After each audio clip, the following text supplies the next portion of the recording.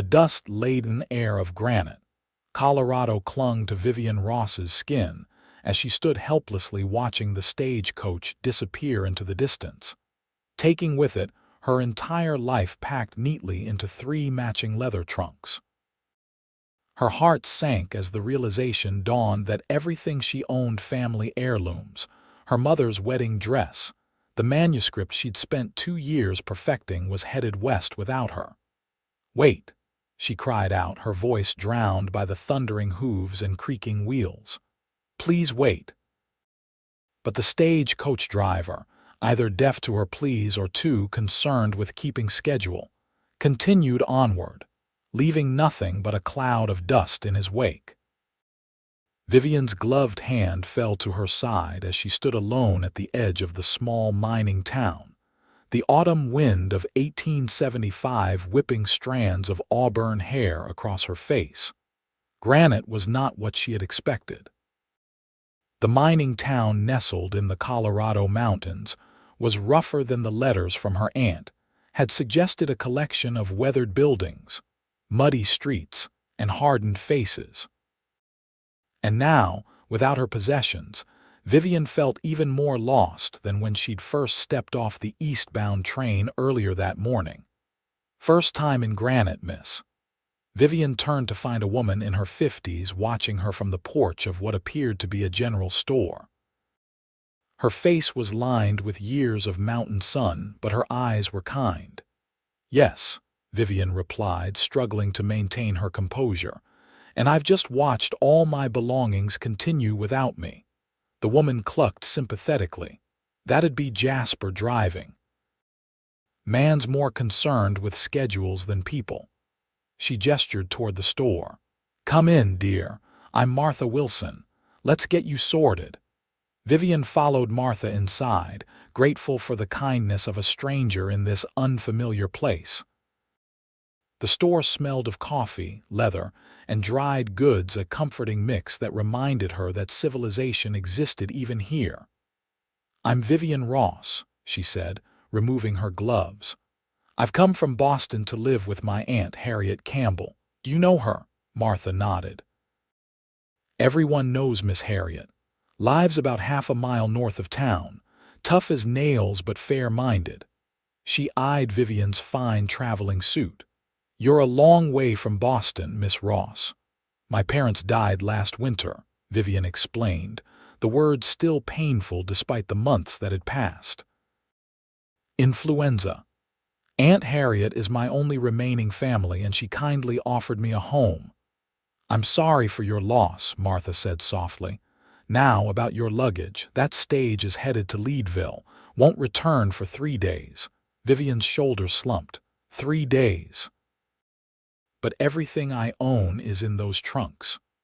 "Well now," came a deep voice from the doorway, "that sounds like a problem that needs solving." Both women turned to see a tall man silhouetted against the bright Colorado sunlight. As he stepped into the store, Vivien took in his appearance. Sun-browned skin, a strong jawline shadowed with stubble, and eyes the color of a summer storm. He wore a cattleman's hat, dusty from the trail, and though his clothes were well worn, they were clean. "Samuel Jackson," Martha said with a hint of relief in her voice. "You've got good timing." The man Samuel tipped his hat to both women. "Mrs. Wilson." His gaze shifted to Vivien, and something in his expression changed, softened for just a moment before his professional demeanor returned. "Madam." "Miss Ross has lost her luggage to Jasper's lead foot," Martha explained. 3 trunks on their way to Leadville." Samuel considered this. "I'm riding that direction tomorrow. Got business with a rancher outside Leadville. Could catch up to the stage, be back day after tomorrow." Vivien's heart leapt at the suggestion, but caution tempered her enthusiasm.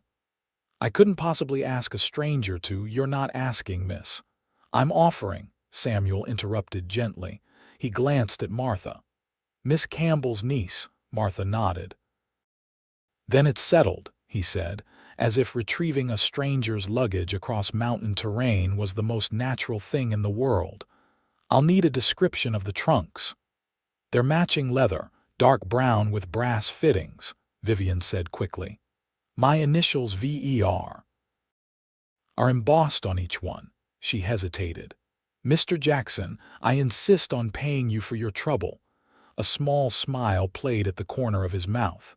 We can discuss that when I return with your belongings, Miss Ross. He turned to Martha. Is Tom still renting out that cabin behind the livery? Martha nodded. It's small but clean.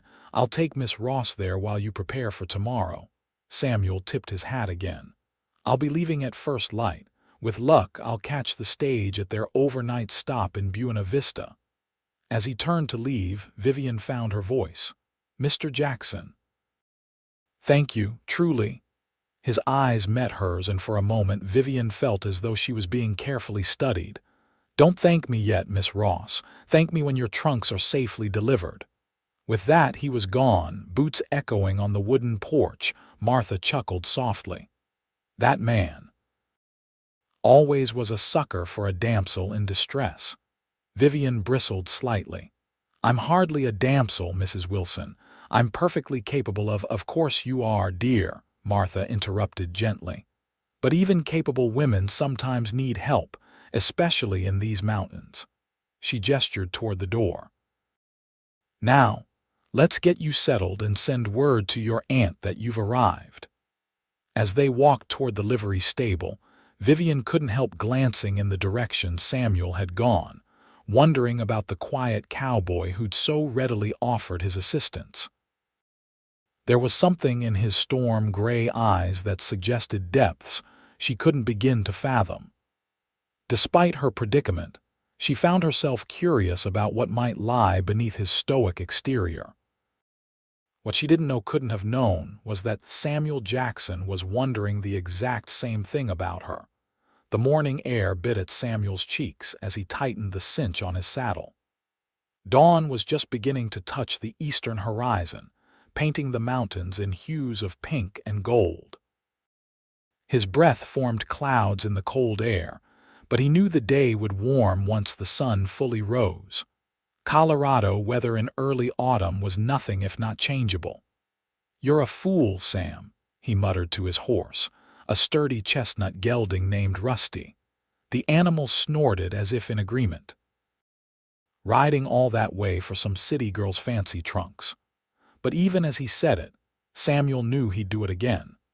There had been something in Miss Ross's eyes, a mixture of strength and vulnerability that had struck him to his core. He'd seen plenty of Eastern women come west, most turning tail at the first hint of hardship. But Vivien Ross had stood tall despite her misfortune, her chin lifted with a determination that spoke volumes.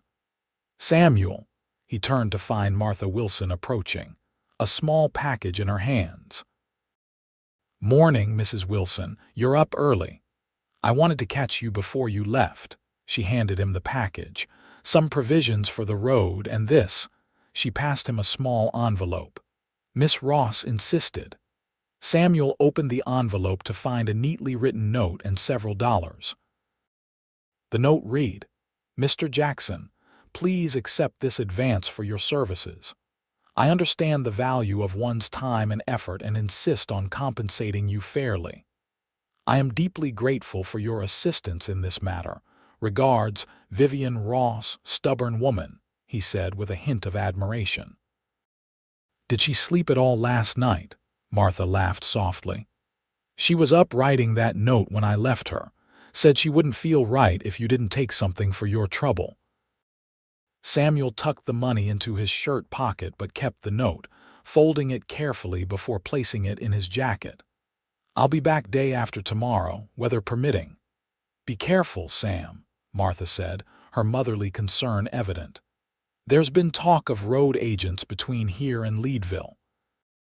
Always am, he assured her, swinging into the saddle. Tell Miss Ross not to worry about her things. I'll bring them back safe. As he rode out of town, the first true rays of sunlight spilled over the mountains. The road to Leadville was well-traveled but not without its dangers: steep mountain passes, unpredictable weather, and occasionally, men with ill intent. But Samuel had been riding these trails for 7 years since returning from the war, and he knew them as well as he knew the lines on his own palm. His thoughts drifted back to Vivien Ross. She was beautiful, certainly, with those amber-flecked green eyes and auburn hair, but it was more than that. There had been an intelligence in her gaze, a spark that suggested she saw more than she let on. Despite his resolve to keep his distance, he'd learned the hard way that mixing with Eastern ladies led nowhere good. He found himself curious about what had brought her to the rugged mining town of Granite. By midday, Samuel had made good progress. The autumn weather held fair, and the trail was dry, allowing for a steady pace. He stopped briefly to rest his horse and eat some of the food Martha had packed: bread, cheese, and jerky, simple but sustaining. As he continued his journey, the landscape changed, growing more dramatic as he climbed higher into the mountains. Aspen trees shimmered gold against the evergreens, their leaves trembling in the mountain breeze. It was beautiful country, wild and untamed. Sometimes Samuel forgot to appreciate it, but today, for some reason, he found himself noticing. "Must be getting soft in my old age," he told Rusty, who flicked an ear back in response. By late afternoon, Samuel reached the summit of the pass that separated the Arkansas River Valley from the headwaters of the South Platte. From here, he could see for miles mountains rolling like waves toward the horizon, valleys carved by ancient glaciers, and far below, the ribbon of road that wound its way to Buena Vista. The descent was steep but manageable. Samuel let Rusty pick his way carefully down the switchbacks, trusting the sure-footed animal more than his own judgment on the treacherous slope. As they reached more level ground, he urged the horse into a trot, aware that daylight was waning. The approach to Buena Vista was marked by scattered homesteads and small ranches, signs of civilization returning after the wilderness of the pass. The town itself was smaller than Granite, but served as an important stop on the stagecoach route. As Samuel rode in, the last light of day was fading, painting the sky in dramatic purples and oranges. The stagecoach station was easy to find: a large stable with an adjoining hotel where passengers typically spent the night. Samuel dismounted, tying Rusty to a hitching post before entering the hotel. The lobby was sparsely furnished but clean, with a desk manned by a thin man with spectacles perched on his nose. A few travelers sat in chairs near a small fireplace, and the smell of cooking food wafted from a nearby dining room. "Evening," Samuel said, approaching the desk. "I'm looking for yesterday's stage from Granite. Did it arrive as scheduled?" The clerk looked up from his ledger. "It did." "Left this morning for Leadville." Samuel's heart sank. "Left already? I thought they stayed overnight." "Usually do," the clerk said with a shrug.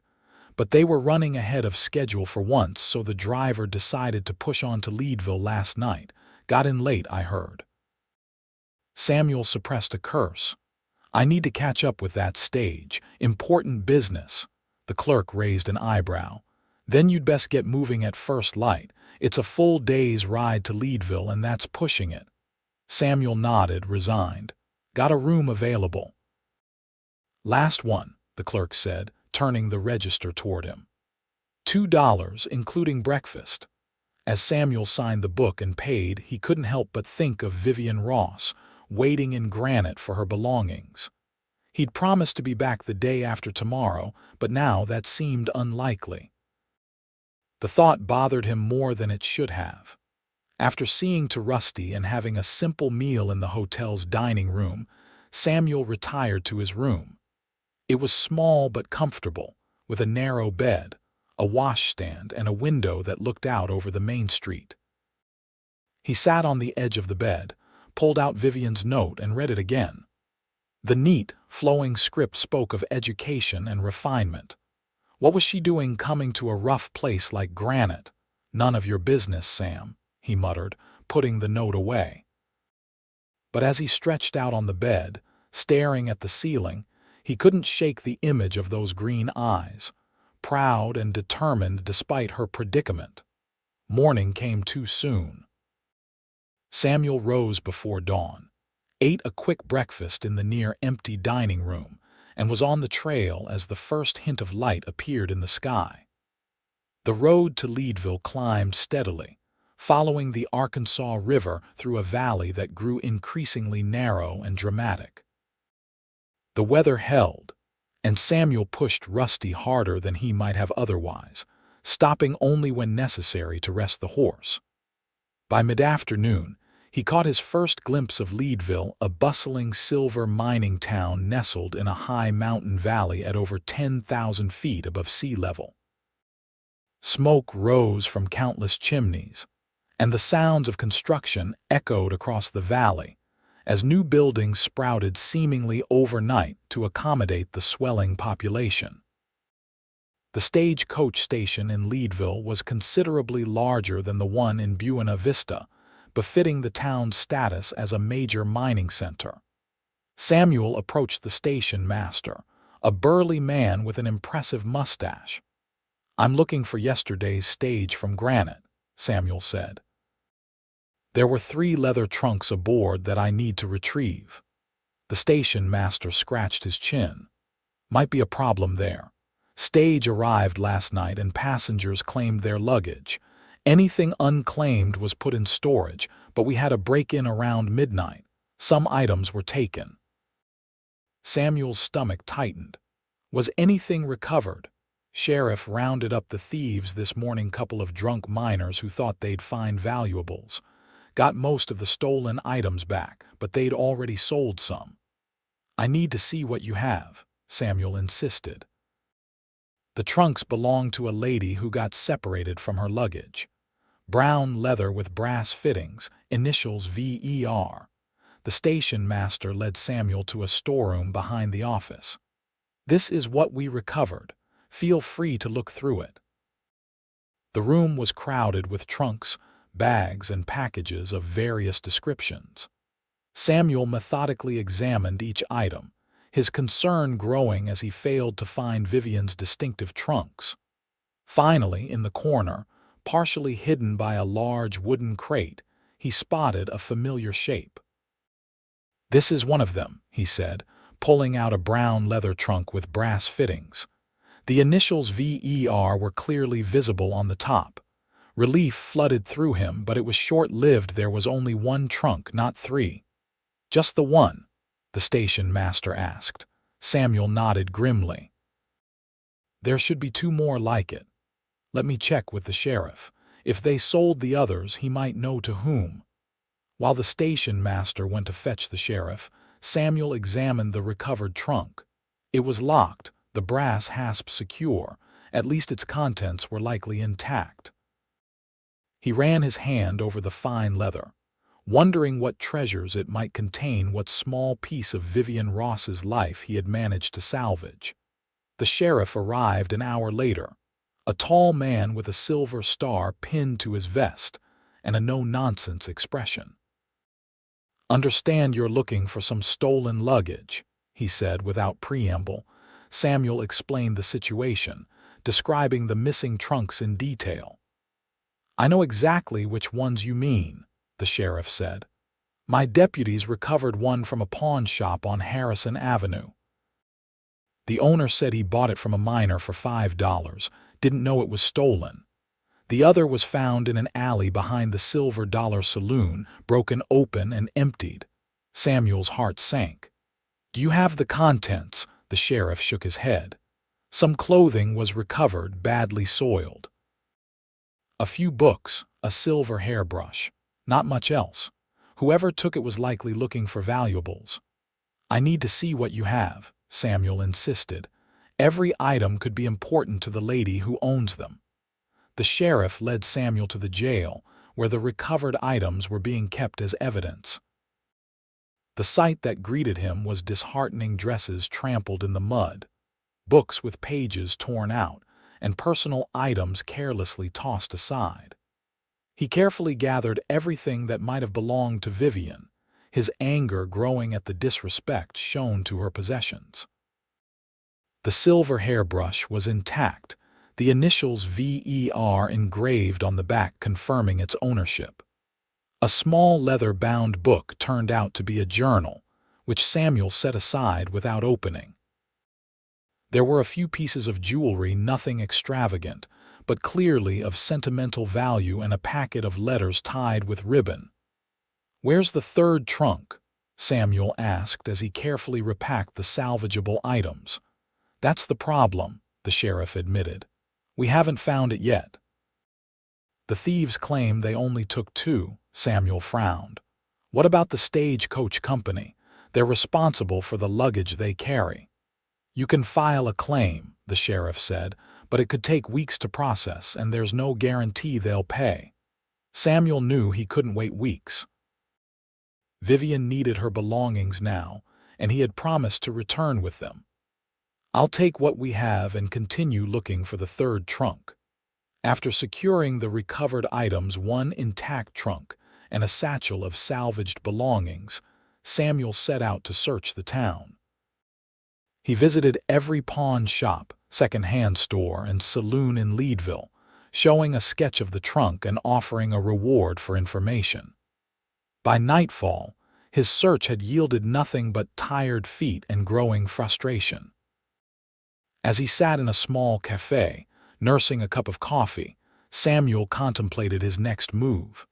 The responsible thing would be to return to Granite with what he had recovered and report the loss to Vivien. But the thought of disappointing her gnawed at him. One more day, he decided. One more day of searching, and then he would head back. The cafe owner, a friendly woman named Edith, noticed his preoccupation. "Troubles, mister?" Samuel explained his quest, showing her the sketch of the missing trunk. "Might want to try Elias Gunderson's place," Edith suggested. "It's not really a shop, more like a trading post out of his home. He deals in all sorts of odds and ends, especially from the mines." With renewed hope, Samuel followed Edith's directions to a small cabin on the outskirts of town. Despite the late hour, a light glowed in the window. He knocked firmly on the door. The man who answered was elderly but spry, with a long white beard and sharp blue eyes. "Help you?" Samuel explained his search, and to his surprise, Gunderson nodded immediately. "Had a fella bring one by yesterday. Fine piece of luggage, too fine for the likes of him. I was suspicious, so I didn't buy it." "You know where he went?" Samuel asked eagerly. "Said something about trying the new hotel, the Clarendon. They buy furnishings sometimes." With a grateful thanks to Gunderson, Samuel hurried to the Clarendon Hotel, an imposing 3-story building that represented Leadville's aspirations to refinement. The night clerk was reluctant to help until Samuel pressed a silver dollar into his palm. "We did purchase a trunk yesterday," the clerk admitted. "For a guest room, it's quite handsome." "I need to see it," Samuel insisted. The clerk led him to a storage room where new furnishings awaited placement. There, among chairs and small tables, was Vivien's third trunk. The relief Samuel felt was almost dizzying. "This trunk was stolen," he explained to the now alarmed clerk. "I need to return it to its rightful owner." After some negotiation and the exchange of more silver dollars than Samuel had intended to spend, he secured the trunk. It was locked like the first one, its contents presumably intact. With all 3 trunks now in his possession, one intact, one empty but with its contents partially recovered, and one apparently untouched, Samuel felt a weight lift from his shoulders. The hour was late, but he had fulfilled his promise. Tomorrow he would begin the journey back to Granite, back to Vivien Ross. As he settled into his room at a modest boarding house, Samuel found himself wondering again about the woman whose possessions he had tracked across the mountains. What was in these trunks that was so important to her? What kind of life had she left behind in Boston? And why did he care so much about a woman he had barely met? Questions without answers swirled in his mind as he drifted off to sleep, his dreams filled with green eyes and the mystery of Vivien Ross. The dawn broke clear and cold as Samuel loaded the trunks onto a small wagon he'd purchased for the return journey. Rusty would pull it, and while it would slow their progress, it was the only way to transport all 3 trunks back to Granite. "You've earned an extra ration of oats for this," he told the horse as he secured the harness. Rusty snorted, seemingly unimpressed by the promise. The journey back would take at least 2 days, possibly 3 with the added weight of the wagon. Samuel had sent a telegram to Martha Wilson, asking her to inform Miss Ross that he had recovered most of her belongings and was on his way back. He hoped it would ease her mind. The road out of Leadville wound down from the high mountain valley, following the Arkansas River through a landscape of breathtaking beauty. Aspen groves shimmered gold in the autumn sunlight, and the distant peaks wore fresh caps of early snow. Under different circumstances, Samuel might have enjoyed the journey more, but his mind was focused on returning to Granite as quickly as possible. By mid-afternoon, dark clouds began gathering over the mountains, and the wind picked up, carrying the scent of approaching rain. Samuel pushed on, hoping to reach a way station he knew was several miles ahead before the storm hit. The first fat drops of rain began falling as the way station came into view, a sturdy log structure that offered simple accommodations for travelers. Samuel urged Rusty to a faster pace, and they reached the shelter just as the heavens opened in earnest. The station keeper, a grizzled old-timer named Hank, helped Samuel unhitch Rusty and get the trunks inside. "Just you tonight," Hank said as they settled in the main room. A fire crackled in the stone fireplace, casting warm light over the rough-hewn furniture. Rest of the folks had the sense to stay put when they saw them clouds building. Samuel smiled wryly. "Never claimed to be sensible." "Must be important business to be out in weather like this," Hank observed, serving up a bowl of hearty stew from the pot hanging over the fire. "Just returning some lost property," Samuel said, downplaying his mission. Hank raised an eyebrow. 3 fancy trunks is quite a lot of lost property." "Someone important missing them." Samuel thought about how to answer. Was Vivien Ross important? Not in the way Hank meant she wasn't wealthy or influential as far as he knew. But there was something about her that had compelled him to undertake this journey, to search tirelessly for her belongings. "Yes," he said finally. "Someone important."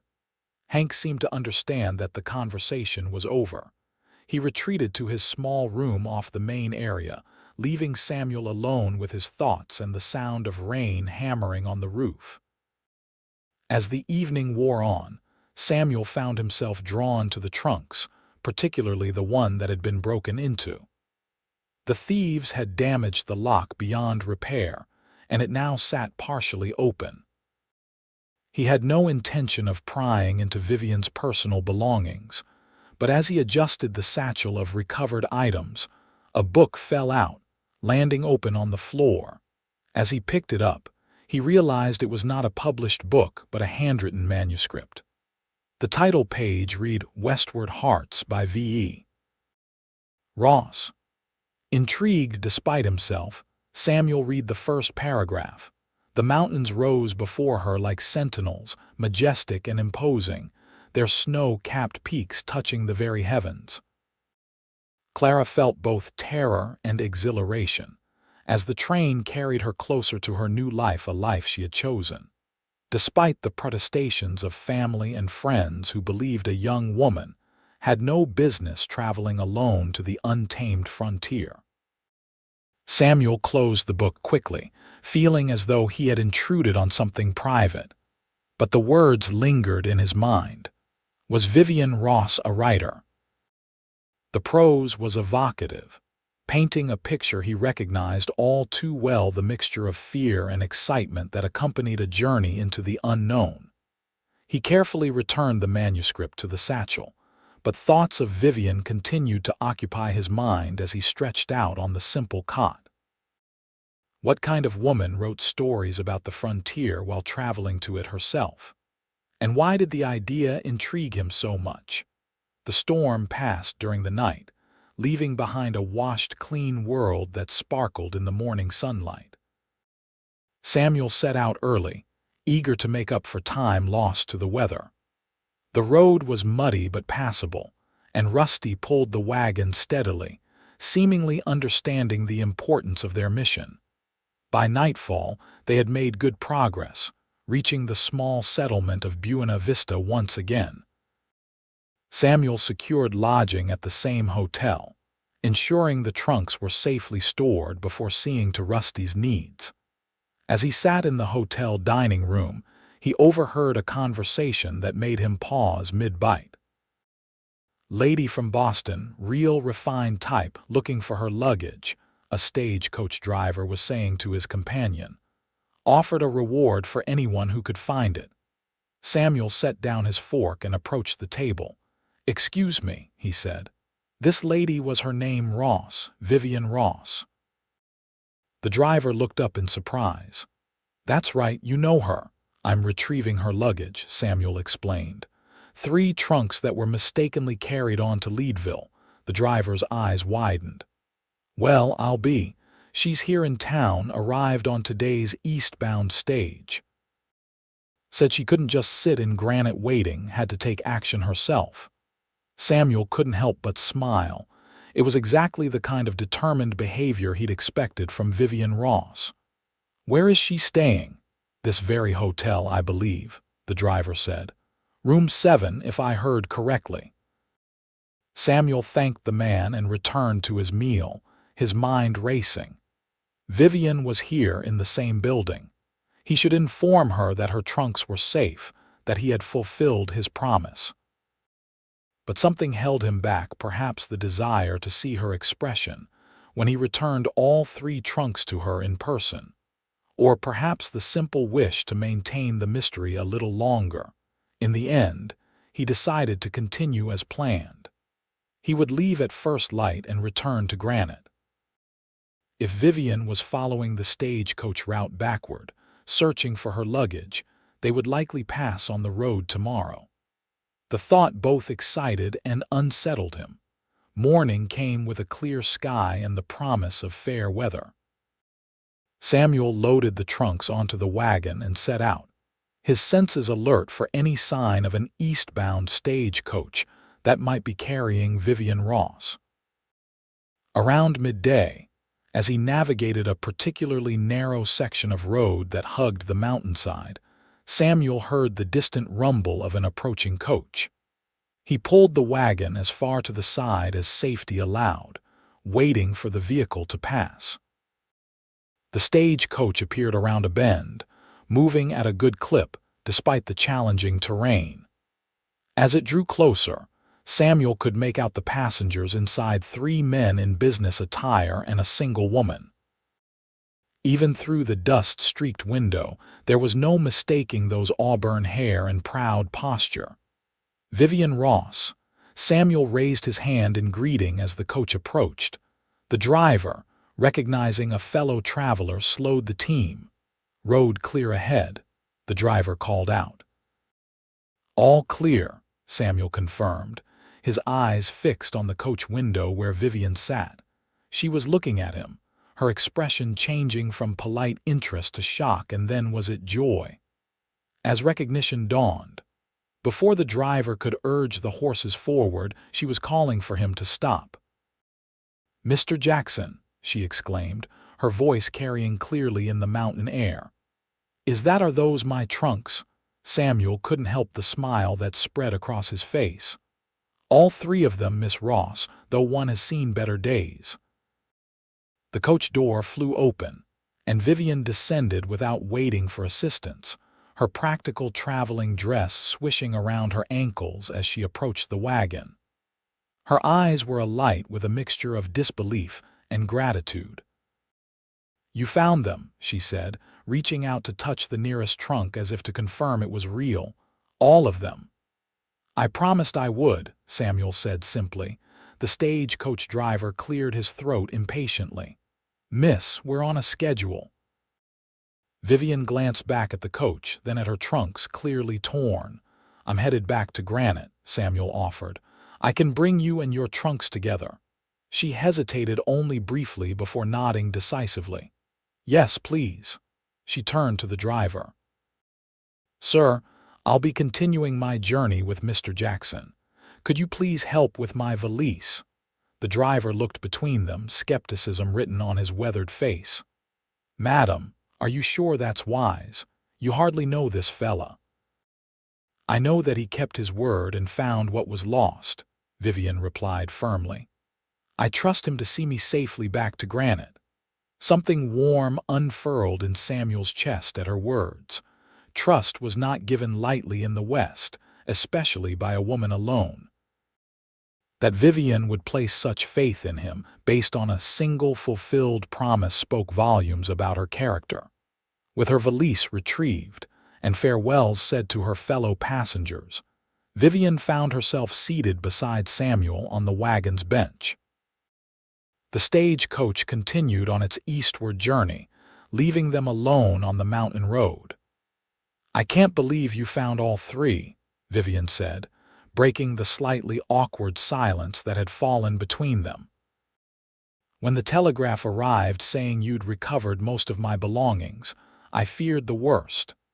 Samuel explained about the theft in Leadville, the recovery of the 2 trunks, and his search for the third. "I'm afraid one was broken into," he admitted. "I salvaged what I could, but some items may be lost or damaged."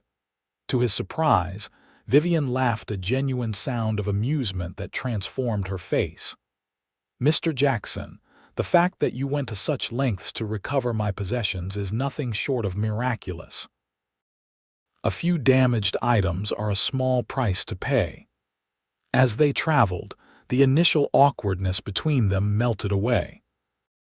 Vivien proved to be an engaging conversationalist, her intelligence and curiosity evident in the questions she asked about the landscape they passed through, the history of the mining towns, and the nature of life in the Colorado Territory. "Is it true you're a writer?" Samuel asked during a pause in their conversation. Vivien looked startled. "How did you—" "I'm sorry," he said quickly. "One of your trunks was open and I saw a manuscript. I didn't read it well, just a paragraph." A flush colored her cheeks. "Yes, I write. Novels primarily." "Nothing published yet, but I'm hopeful." She glanced at him. "Does that seem foolish to you? A woman writing stories about the West without ever having seen it until now." "Not foolish," Samuel said thoughtfully. "Brave, I'd say. To imagine a world you've never seen and put it into words for others to experience, that takes courage." Vivien studied him with new interest. "Most men I've known would laugh at such ambitions." "I'm not most men, Miss Ross." "No," she agreed softly. "I don't believe you are." The day wore on, and they made good progress despite the added weight of a passenger. As the sun began its descent toward the western peaks, Samuel guided the wagon off the main road toward a small clearing near a stream. "We'll camp here tonight," he said, helping Vivien down from the wagon. "It's too far to make it to Granite before dark." Vivien surveyed their surroundings, the clear stream, the shelter of tall pines, the soft grass underfoot. "It's beautiful," she said, "like something from a painting." While Samuel tended to Rusty and gathered wood for a fire, Vivien opened one of her intact trunks and retrieved a woolen shawl against the evening chill. She moved with a practical efficiency that belied her refined appearance, helping to arrange stones for the fire ring and unpacking the provisions Martha had supplied for Samuel's journey. As darkness fell, they sat beside the crackling fire, their faces warmed by its glow. The stars emerged overhead, countless diamonds scattered across the velvet sky. Samuel prepared a simple meal of beans, bacon, and coffee, apologizing for its plainness. After 2 days of stagecoach station food, this is a feast, Vivien assured him, accepting the tin plate with gratitude. They ate in companionable silence, listening to the night sounds of the wilderness, the murmur of the stream, the occasional hoot of an owl, the whisper of wind through the pines. "May I ask what brought you to Granite?" Samuel said finally, his curiosity getting the better of him. "It's not exactly the kind of place most Boston ladies would choose." Vivien set down her empty plate and wrapped her shawl more tightly around her shoulders. "After my parents died, I found myself at a crossroads. Boston held nothing for me but memories and the expectations of society, marriage to a suitable gentleman, a quiet life of social calls and charitable work." She looked up at the stars. "I've always longed for something more meaningful. My aunt's invitation came at the perfect moment." "And your writing?" Samuel prompted gently. A small smile played at her lips. "My writing has always been my escape, my way of experiencing adventures I never thought I'd have in reality. Now, perhaps, I can write about the West from personal experience rather than imagination." "I think you'll find plenty of material here," Samuel said, adding a log to the fire. "Though perhaps not all of it suitable for a lady's novel." Vivien laughed. "Mr. Jackson, you might be surprised by what ladies include in their novels these days." Her expression grew more serious. "May I ask you something in return?" Samuel nodded, preparing himself for the usual questions about his past, whether he had fought in the war, whether he had killed men, the kind of questions Easterners typically asked when they discovered he had once ridden with a Texas cavalry unit. "Why did you do this?" Vivien asked instead, gesturing to the trunk secured in the wagon. "Go to such lengths for a stranger's possessions?" The question caught him off guard. Samuel stared into the fire, considering his answer. "I gave my word," he said finally. "Out here, that means something." "Is that all?" Vivien pressed, her green eyes reflecting the firelight. Samuel met her gaze. "No," he admitted. "There was something about you standing there in Granite, watching your life disappear down the road. You didn't cry or fall apart. You stood tall, ready to face whatever came next." He looked away, suddenly self-conscious. "I admired that." Silence fell between them, not uncomfortable but charged with unspoken thoughts. Eventually, Samuel rose to his feet. "We should rest. It's a full day's journey back to Granite tomorrow." He arranged a bedroll for Vivien near the fire, offering her his own blanket for added warmth. For himself, he would use his saddle as a pillow and his coat as a covering. "Good night, Mr. Jackson," Vivien said softly as she settled onto her makeshift bed. "Samuel," he corrected. "After all we've been through, I think you can call me Samuel." Her smile was the last thing he saw before turning away to his own sparse accommodations. "Good night, Samuel, and thank you for everything." As Samuel lay looking up at the stars, he realized that in retrieving Vivien's possessions, he had found something unexpected for himself, a connection to another person that went beyond mere acquaintance or obligation. It was too soon to name this feeling, too soon to acknowledge the warmth that spread through him when she smiled or the way his pulse quickened when their eyes met. But it was there, undeniable as the stars overhead. Tomorrow they would return to Granite, and Vivien would begin her new life. Samuel would return to his own routines, the cattle drives, the occasional work as a guide, the solitary existence he had grown accustomed to after the war. But something had changed. Some door had opened that he wasn't sure he could close again. With these thoughts circling in his mind, Samuel drifted into sleep, lulled by the gentle sounds of the wilderness and the soft rhythm of Vivien's breathing nearby. Morning arrived with a chorus of birdsong and the gentle warmth of early sunlight filtering through the pines. Samuel woke first, taking a moment to appreciate the peaceful scene, before rising quietly to rekindle the fire and prepare coffee. Vivien stirred as the aroma of brewing coffee filled the air. She sat up, her auburn hair tumbling around her shoulders, momentarily disoriented until her gaze fell on Samuel tending the fire. "Good morning," she said, her voice still husky with sleep. "Morning," Samuel replied, offering her a tin cup of steaming coffee. "Sleep well." "Better than I expected," she admitted, accepting the cup gratefully. There's something soothing about sleeping under the stars.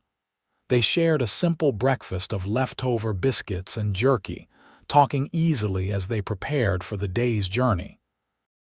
Vivien returned to her trunk for a brush, tidying her hair and securing it in a practical style, more suited to travel than fashion.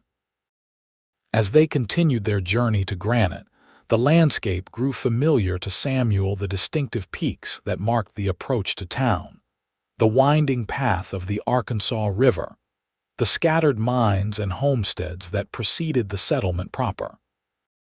Beside him, Vivien took it all in with eager attention, occasionally asking questions about landmarks or pointing out particularly beautiful vistas.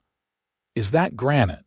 she asked as they crested a rise and a collection of buildings came into view in the valley below. "That's it," Samuel confirmed. "Not much to look at compared to Boston, I imagine." Vivien considered the modest mining town with its wooden buildings and muddy Main Street. "It has its own kind of beauty," she said thoughtfully. "It feels real, honest." Her perception surprised him. Most Easterners saw only the rough edges of frontier towns, the lack of amenities and refinement. That Vivien could look beyond the surface and find something to appreciate spoke to her character. As they approached the outskirts of town, Samuel became aware of how they might appear to others, a man and woman arriving together after being absent for days, clearly having traveled alone. Reputation was a fragile thing, especially for a woman new to a small community. "Miss Ross," he began carefully, "when we reach town, it might be best if I take you directly to your aunt's home. People talk, and I wouldn't want to compromise my reputation." Vivien finished with a small smile. "You're very considerate, Samuel, but I'm not overly concerned with gossip.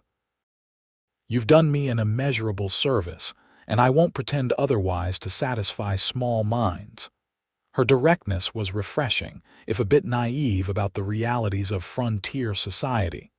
"All the same," Samuel insisted, "your aunt might have concerns." Vivien conceded the point with a graceful nod. "Very well. To my aunt's house first." They entered Granite just as the town was coming fully to life, shopkeepers opening for business and miners heading to their shifts. Several people called greetings to Samuel, their curious gazes lingering on Vivien and the loaded wagon. Martha Wilson emerged from her general store as they passed, her face lighting up with relief. "You're back," she exclaimed, hurrying to meet them. "And with all the trunks, I see. Well done, Samuel." "It was quite the adventure," Vivien said warmly. Mr. Jackson went above and beyond what anyone could have expected. Martha's knowing gaze moved between them, taking in their easy rapport. "I sent word to your aunt yesterday when I received Samuel's telegram," she told Vivien. "She's expecting you." With Martha's directions, they continued to the north edge of town, where Harriet Campbell's house stood, a sturdy two-story structure with a wide porch and carefully tended garden. Even before they reached the gate, the front door opened, and a tall, silver-haired woman emerged. Harriet Campbell was in her 60s, with a straight back and keen eyes that missed nothing.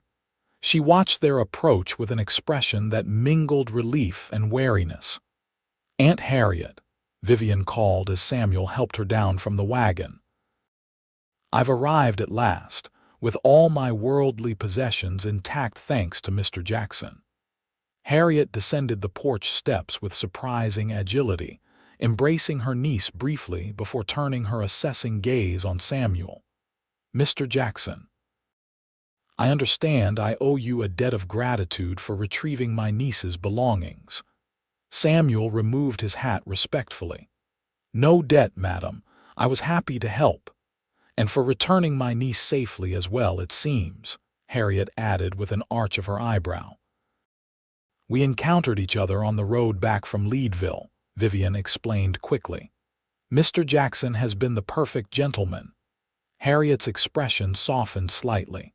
"Well then, you must stay for dinner, Mr. Jackson, once you've helped bring those trunks inside, of course." It was not a request, but a command, delivered with the authority of a woman accustomed to being obeyed. Samuel found himself agreeing before he had fully considered the implications. With the help of Harriet's handyman, a taciturn older man named Frank, Samuel unloaded the trunks and carried them to the upstairs bedroom that had been prepared for Vivien. The room was simply furnished but comfortable, with a large window overlooking the garden and distant mountains. "This is lovely," Vivien said as she surveyed her new accommodations. "Thank you for bringing everything up, Samuel." He set down the last trunk, suddenly aware that they were alone in her bedroom, a situation that would be scandalous in polite society. "I should go," he said, reaching for the door. "Will you really come back for dinner?" Vivien asked, a hint of vulnerability in her question. Samuel paused, one hand on the doorknob. "Do you want me to?" "Yes," she said simply. "I'd like that very much." Her honesty deserved the same in return. "Then I'll be here." As Samuel descended the stairs, he found Harriet waiting for him in the hallway, her expression unreadable. "A word, Mr. Jackson, before you go." She led him to a small study lined with bookshelves, closing the door behind them. "I understand you went to considerable trouble to recover my niece's belongings." "It was the right thing to do," Samuel said, uncomfortable with what felt like an interrogation. Harriet studied him thoughtfully. "You're not what I expected, Mr. Jackson." "Madam." "Martha Wilson speaks highly of you," Harriet continued. "Says you're honest and hardworking, not given to drink or gambling, fought for the Confederacy but bear no grudges." Samuel shifted uncomfortably. "Mrs. Wilson is kind. She also mentions you keep to yourself. Have little to do with the social life of the town." Harriet's gaze was penetrating. "Yet you went chasing after a stranger's luggage across 2 counties. He wasn't sure what response she was looking for. Your niece needed help." A small smile touched Harriet's lips. "Indeed she did. And now I find myself in need of your insights. Vivien is dear to me, but Boston did not prepare her for life in a place like Granite. She has romantic notions about the West that could lead to difficulties." "Miss Ross seems quite capable," Samuel observed. "Determined." "Oh, she's determined," Harriet agreed. "And intelligent and kind-hearted, but also sheltered in many ways." She fixed him with a stern look. "I won't have her hurt, Mr. Jackson, not by this harsh land and not by any man." The implication was clear. "I have no intention of hurting your niece, madam. Intentions are one thing, actions another." Harriet moved to the door. "Dinner is at 6. Don't be late." As Samuel left the Campbell house, his mind was a whirl of conflicting thoughts. Harriet's protective stance was understandable. A young woman newly arrived from the East would be vulnerable in many ways, and not all men had honorable intentions. But the suggestion that he might pose a danger to Vivien, or was that really what Harriet had been saying? He returned to the small room he rented behind the livery stable, washing away the dust of travel and changing into his cleanest shirt. As he shaved carefully, studying his reflection in the small mirror, Samuel confronted an uncomfortable truth. He was going to unusual lengths to make a good impression, and it wasn't for Harriet Campbell's benefit. Vivien Ross had somehow worked her way under his skin in the space of just a few days. Her intelligence, her courage, her unguarded smile all had combined to create an impression he couldn't shake. It was foolish, he told himself. She was an educated Eastern lady with ambitions to be a published author. He was a former Confederate soldier turned cowboy with little formal education and fewer prospects. What could possibly come of such an unlikely connection? And yet, as the hour approached 6, Samuel found himself walking back to the Campbell house, a small bouquet of late wildflowers in hand that he had gathered from a meadow outside town. Harriet answered his knock, her eyebrows rising at the sight of the flowers.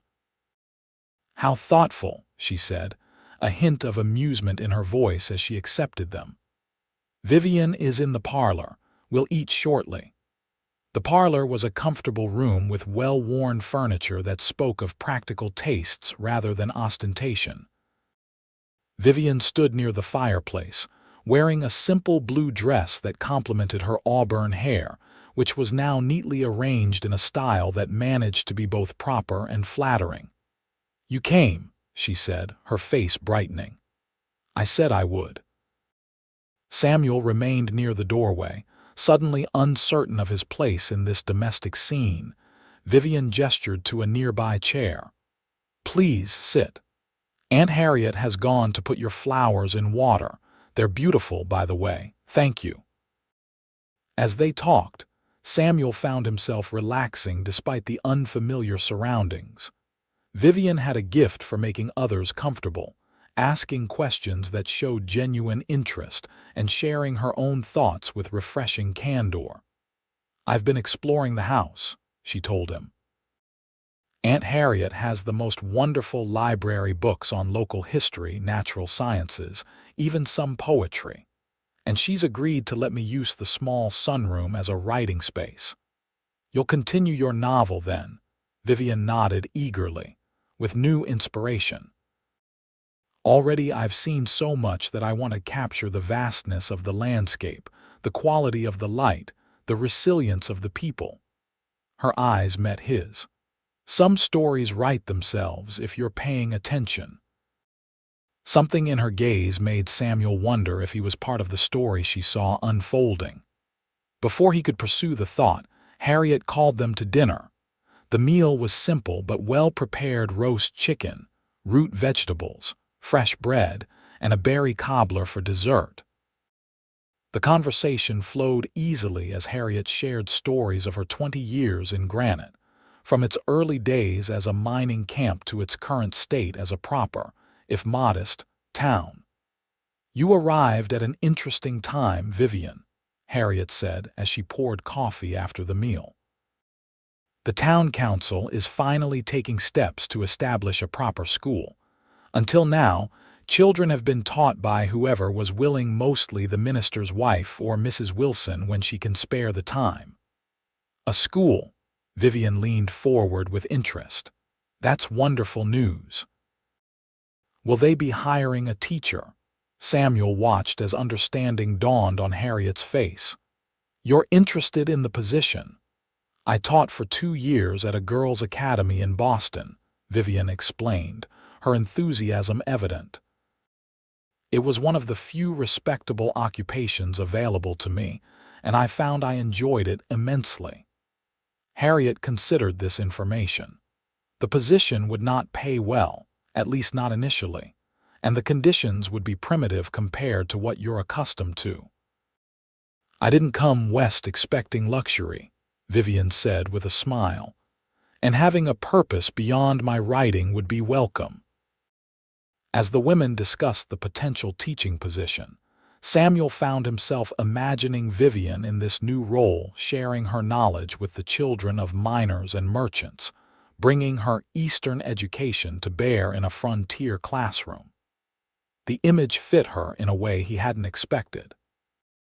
When the meal concluded, Harriet excused herself to attend to some correspondence, leaving Samuel and Vivien alone in the parlor once more. An expectant silence fell between them. "I should go," Samuel said finally, rising from his chair. "You must be tired after our journey." Vivien stood as well, smoothing her skirts. "I wanted to thank you properly, Samuel, for everything you've done."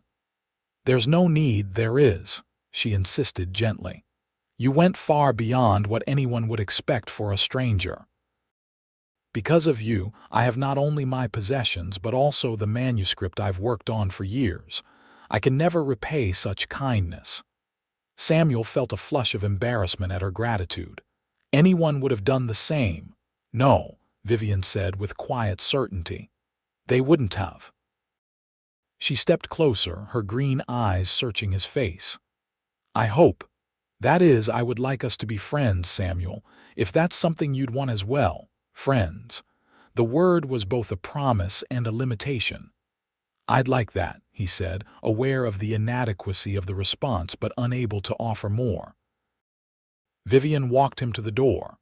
On the porch, the evening air was cool and fragrant with the scent of pine.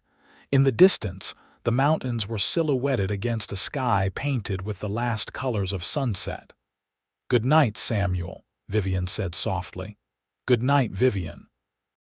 He hesitated, then added, "I'm glad you found your way to Granite." Her smile in response stayed with him long after he had returned to his simple room, long after the town had quieted for the night. As he lay on his narrow bed, Samuel acknowledged the truth he had been avoiding. Vivien Ross had awakened feelings he had thought long dormant. Feelings that complicated the simple existence he had carefully constructed for himself after the war. "Friends," she had said. It was a beginning, perhaps. But as Samuel drifted toward sleep, he wondered if it could ever be enough. The weeks that followed brought changes to Granite that few could have predicted. Vivien Ross, with her Eastern education and quiet determination, became a central figure in town life almost overnight. When the school board, comprised of the town's most prominent men, interviewed her for the teaching position, they were so impressed by her knowledge and enthusiasm that they hired her on the spot. The school itself was a simple affair, a single room in a newly constructed building that would eventually house the town offices as well. With limited resources but boundless creativity, Vivien transformed the bare space into an inviting classroom. She organized the town's children into groups based on age and ability, created a lending library from her own books and donations from townspeople, and instituted a weekly community day when parents and other adults were invited to share practical skills with the students. Samuel watched these developments from a distance, his work taking him away from Granite for days at a time as he helped local ranchers with cattle drives and hunting expeditions. But he found himself returning to town more frequently than his business strictly required, drawn by the possibility of encountering Vivien on her way to or from the school, or during her weekend visits to Martha Wilson's store. Their meetings were brief but meaningful moments of connection amid their separate lives. Vivien always had a story to share about her students or a question about some aspect of frontier life that had sparked her curiosity. Samuel found himself looking forward to these exchanges, preparing answers to questions she might ask, noticing details on his travels that he thought might interest her. "You're sweet on the schoolteacher," Martha observed one day as Samuel lingered in her store, ostensibly examining a new shipment of work gloves, but actually watching through the window as Vivien spoke with a group of mothers outside the church. "We're friends," Samuel said, the now familiar phrase feeling increasingly inadequate. Martha snorted. "Friends don't stare at each other like they're trying to memorize each other's faces." Samuel abandoned the pretense of shopping. "She's an educated lady from Boston. I'm a former rebel soldier who can barely write a proper letter. What could I possibly offer her?" Martha's expression softened. "Oh, Samuel, for a man who can track a missing trunk across the mountains, you're remarkably blind to what's right in front of you." Before he could respond, the bell over the door jingled, and Vivien herself entered, bringing with her the crisp scent of autumn air and a smile that seemed to brighten the entire store. "Samuel, I thought that was your horse outside," she said, her pleasure at seeing him evident in her voice. "Are you just back from the Hendersons' ranch?" He nodded, suddenly aware of Martha's knowing gaze. "Got in late last night. They're running more cattle than they can handle, needed help with the autumn roundup." "It sounds fascinating," Vivien said, leaning against the counter. "I've been telling my students about ranching operations, but I'm afraid my knowledge is mostly theoretical. I'd love to see one in action someday." "That could be arranged," Samuel found himself saying. "The Hendersons are good people. They might welcome a visit from the town's teacher and her students." Vivien's eyes lit up at the suggestion. "A field trip. What a wonderful idea. The children would be thrilled, and it would bring their lessons to life." She touched his arm briefly. "Would you help me organize it? You know the Hendersons and understand what would be safe and educational for the children." The request was practical, reasonable, a friend asking for assistance with a professional matter. Yet the warmth of her hand through his shirt sleeve and the eager light in her eyes suggested something more, at least to Samuel's hopeful heart. "Of course," he agreed. "I'm heading back there next week. I'll speak to Mr. Henderson then." Their conversation continued, moving from the proposed field trip to Vivien's ongoing writing project, which she was now adapting based on her experiences in Colorado. Samuel noticed that she seemed more animated when discussing her novel, her hands gesturing expressively, and her cheeks flushed with enthusiasm. "I've completely rewritten the opening chapters," she told him. "My heroine is still from the East, but she's less naive now, more aware of the genuine challenges and rewards of frontier life." "Sounds like someone I know," Samuel said with a smile. Vivien laughed, a sound that never failed to warm him from within. "Well, they do say to write what you know. Though I'm taking some liberties with the romantic elements, making them a bit more dramatic than my own rather uneventful life in that regard." There was a question in her statement, an opening that Samuel recognized but wasn't sure how to answer. Before he could formulate a response, the door opened again, admitting Harriet Campbell. "There you are, Vivien," Harriet said briskly. "I thought we were meeting at the church to discuss the Thanksgiving pageant." "Oh, I completely lost track of time," Vivien exclaimed, gathering her purchases. "Samuel and I were discussing a possible field trip for my students to the Henderson Ranch." Harriet's gaze moved between them, assessing. "Were you indeed?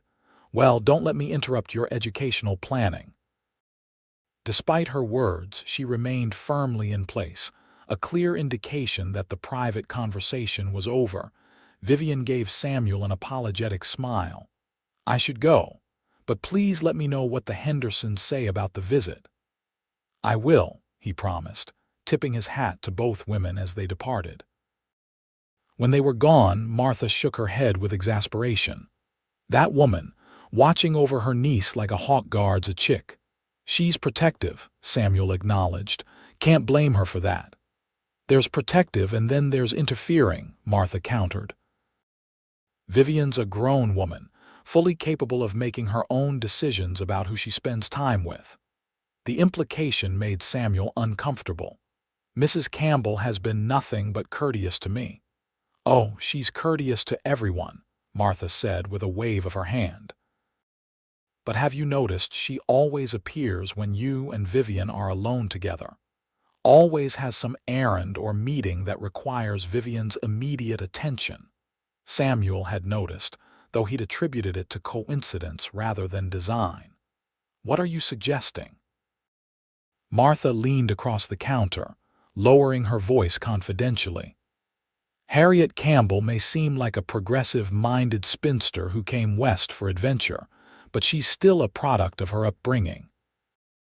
In her mind, A former Confederate soldier with no family connections and limited prospects is not a suitable match for her well-bred niece. The assessment stung, though Samuel couldn't deny its probable accuracy. "Then she has nothing to worry about," he said stiffly, "since I haven't made any improper advances toward Miss Ross." Martha straightened, fixing him with a penetrating look. "And that's exactly the problem, Samuel Jackson. Some things are worth fighting for, even when the odds seem stacked against you." The conversation lingered in Samuel's mind as he prepared for his return to the Henderson ranch. Martha's words had forced him to confront feelings he'd been trying to ignore: his growing attachment to Vivien, his desire for something beyond friendship, and the seemingly insurmountable obstacles to such a relationship. Yet as he rode out of Granite the following morning, Samuel found his resolve strengthening. Vivien Ross had awakened something in him that had been dormant since the war: hope for a future that included more than just survival, hope for a life that included love and family and purpose. Whether or not such a future was possible remained to be seen, but for the first time in years, Samuel found himself willing to fight for it. The Henderson ranch sprawled across a broad valley flanked by pine-covered hills, a prosperous operation that had grown steadily since John Henderson had claimed the land in the early 1860s. Samuel had worked for the Hendersons intermittently for several years, appreciating their fair treatment and no-nonsense approach to ranching. John Henderson greeted Samuel with his usual gruff warmth. "Back already, Jackson? Thought you'd be spending more time in town now that the pretty schoolteacher has taken a shine to you." News traveled fast in cattle country. "I'm here on business, Mr. Henderson. Partly yours, partly the school's, over a hearty meal prepared by Mrs. Henderson." Samuel explained Vivien's idea for a field trip. The Hendersons warmed to the concept immediately. "Our Joseph would certainly pay more attention to his lessons if they included real cattle," Mrs. Henderson said, referring to their youngest son, who at 10 was more interested in horses than books. "And we could use some goodwill from the townspeople," her husband added. "Might make them more understanding next time our cattle wander too close to their gardens." With the Hendersons' enthusiastic approval secured, Samuel spent the next several days working the ranch, his body engaged in the familiar rhythms of cattle work while his mind often strayed to thoughts of Vivien. By the time he returned to Granite the following week, he had a plan for the field trip that balanced educational value with safety and practicality. He found Vivien at the schoolhouse, working late on a Friday afternoon. The room was empty of students but full of evidence of learning: maps and charts on the walls, rows of neat desks, a blackboard covered with Vivien's elegant handwriting. She looked up from her desk as he entered, her face lighting with pleasure. "Samuel, you're back." "Just got in," he confirmed, removing his hat. "The Hendersons are on board with your field trip idea. They're actually quite excited about it." Vivien clapped her hands together in delight. "That's wonderful news. I've been thinking about all the different aspects of ranching. We could explore the business side for the older students, the animal husbandry for those interested in natural sciences, even the domestic operations that Mrs. Henderson oversees." Her enthusiasm was contagious, and Samuel found himself smiling as he pulled up a chair beside her desk. Together, they outlined a plan for the visit: a full day at the ranch with different activities for different age groups, a simple lunch provided by the parents, and transportation arranged through a combination of wagons and horses. As they worked, Samuel became increasingly aware of their physical proximity: the brush of her sleeve against his arm, the fresh scent of soap and lavender that emanated from her skin, the graceful movement of her hands as she wrote notes in her neat script. It was a kind of sweet torture, being so close yet maintaining the careful distance of friendship. "You seem to know exactly what will interest the children," Vivien observed as they finalized the schedule. "You'd make a fine teacher yourself, Samuel." He laughed at the notion. Afraid my own schooling was too irregular for that. War interrupted what little formal education I had. Vivien's expression grew thoughtful. "The war robbed so many of so much." She hesitated, then asked softly, "Do you mind my asking about your experiences? You never speak of them." Samuel was silent for a long moment, considering. He rarely discussed the war, finding most people either too eager to glorify it or too quick to judge those who had fought for the South. But Vivien's question seemed born of genuine interest rather than morbid curiosity or prejudgment. "I was 18 when I joined up," he said finally. "Too young to understand what I was really fighting for, beyond vague notions of defending home and honor. By the time I figured out the truth of it, that poor men were dying to protect the interests of rich men who owned slaves, I was deep in it, just trying to keep myself and my friends alive." Vivien listened without interruption, her green eyes focused intently on his face.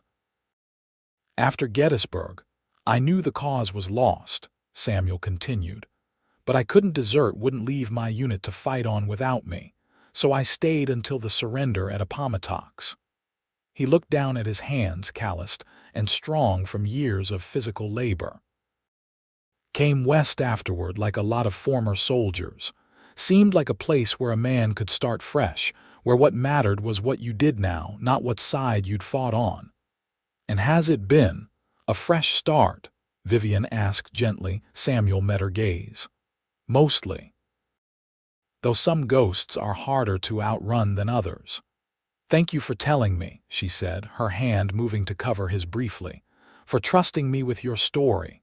The simple touch, warm and fleeting, sent a jolt through Samuel that was both pleasure and pain.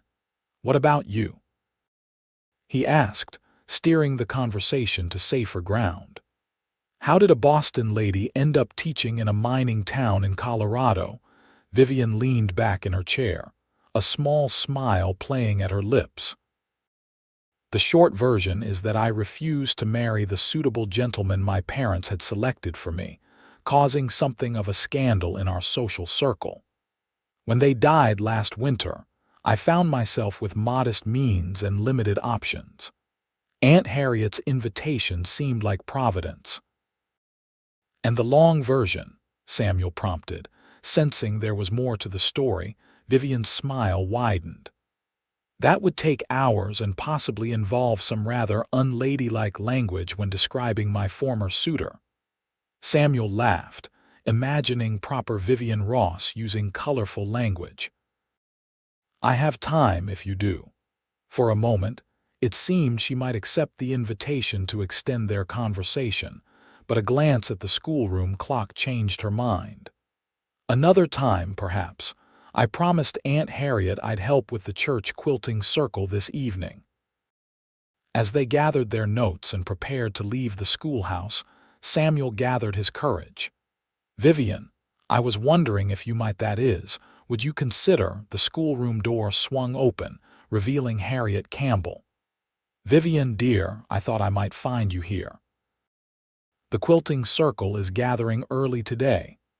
Her gaze shifted to Samuel. "Mr. Jackson, back from the Henderson place, I see." "Yes, madam," Samuel replied, trying not to show his frustration at the interruption. "Just discussing the proposed field trip with Miss Ross." "How convenient," Harriet said with a tight smile. "Vivien, we really should be going." Vivien glanced between her aunt and Samuel, a flash of something annoyance, regret, crossing her face before she composed herself. "Of course, Aunt Harriet." "Samuel, thank you for arranging everything with the Hendersons. Perhaps we can finalize the details over the weekend." "I'd like that," Samuel said, holding her gaze a moment longer than necessary. As Harriet ushered her niece out the door, Samuel was left alone in the schoolroom, the words he had been about to speak an invitation to dinner, just the two of them still unspoken. Martha had been right. Harriet's interruptions were too consistent to be coincidental. But her protective instincts, however well-intended, were becoming an obstacle that Samuel wasn't sure how to overcome. The field trip to the Henderson Ranch was scheduled for the following Tuesday, a crisp autumn day with clear skies and gentle breezes, perfect weather for an educational outing. Samuel arrived at the school early to help organize the transportation, finding Vivien already there, directing parents and older siblings who had volunteered their wagons and time. She wore a practical riding skirt and jacket, her hair secured in a neat bun beneath a wide-brimmed hat. The outfit was sensible rather than fashionable, but to Samuel's eyes, she had never looked more beautiful, confident, purposeful in her element among the excited children and supportive parents. "Samuel," she called, spotting him as he approached. "Perfect timing. We need to finalize the wagon assignments." For the next hour, they worked together efficiently, assigning students to various wagons, reviewing the day's schedule with parent volunteers, and addressing last-minute concerns. Samuel couldn't help but admire how Vivien handled the complex logistics with calm authority, earning the respect of even the most skeptical parents. As the caravan of wagons set out for the Henderson Ranch, Samuel rode alongside, occasionally dropping back to check on the trailing vehicles or riding ahead to ensure the path remained clear. The children's excitement was palpable, their voices carrying on the morning air as they speculated about what they would see and learn. Vivien rode in the lead wagon, seated beside Mr. Wilson, Martha's husband, who had volunteered his time and vehicle for the excursion. Several times, Samuel caught her watching him, her expression warm and appreciative. Each such glance strengthened his resolve to speak his mind, to make clear his feelings once the day's activities were concluded. The Henderson Ranch presented an impressive sight as the caravan approached a substantial main house, numerous outbuildings, corrals filled with horses and cattle, and the busy activity of ranch hands going about their daily work. John Henderson himself rode out to meet them, his weather-beaten face creased in a welcoming smile. "Welcome to Triple H Ranch," he called, tipping his hat to Vivien and the assembled students. "We've got quite a day planned for you young scholars." The field trip unfolded even better than Samuel had hoped. The Hendersons had prepared thoughtfully for their young visitors, setting up stations around the ranch where students could learn about different aspects of cattle, ranching from the business office, where Mr. Henderson kept his ledgers, to the blacksmith's forge, where horseshoes were made, to the kitchen where Mrs. Henderson demonstrated how to preserve foods for the long winter months. Samuel led a demonstration of basic cattle handling techniques, showing the older boys and a few adventurous girls how to approach livestock safely, how to read animal behavior, and even allowing them to try their hand at throwing a lasso. Throughout the morning, he was aware of Vivien moving among the groups, taking notes, asking questions, ensuring her students were engaged and respectful.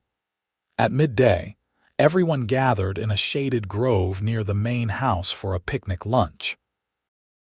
The mood was festive, with children excitedly sharing what they had learned and parents exchanging news and gossip as they often did when gathered together. Samuel found a moment to sit beside Vivien as she finished her meal. "Seems to be going well," he observed. "The children are certainly enjoying themselves."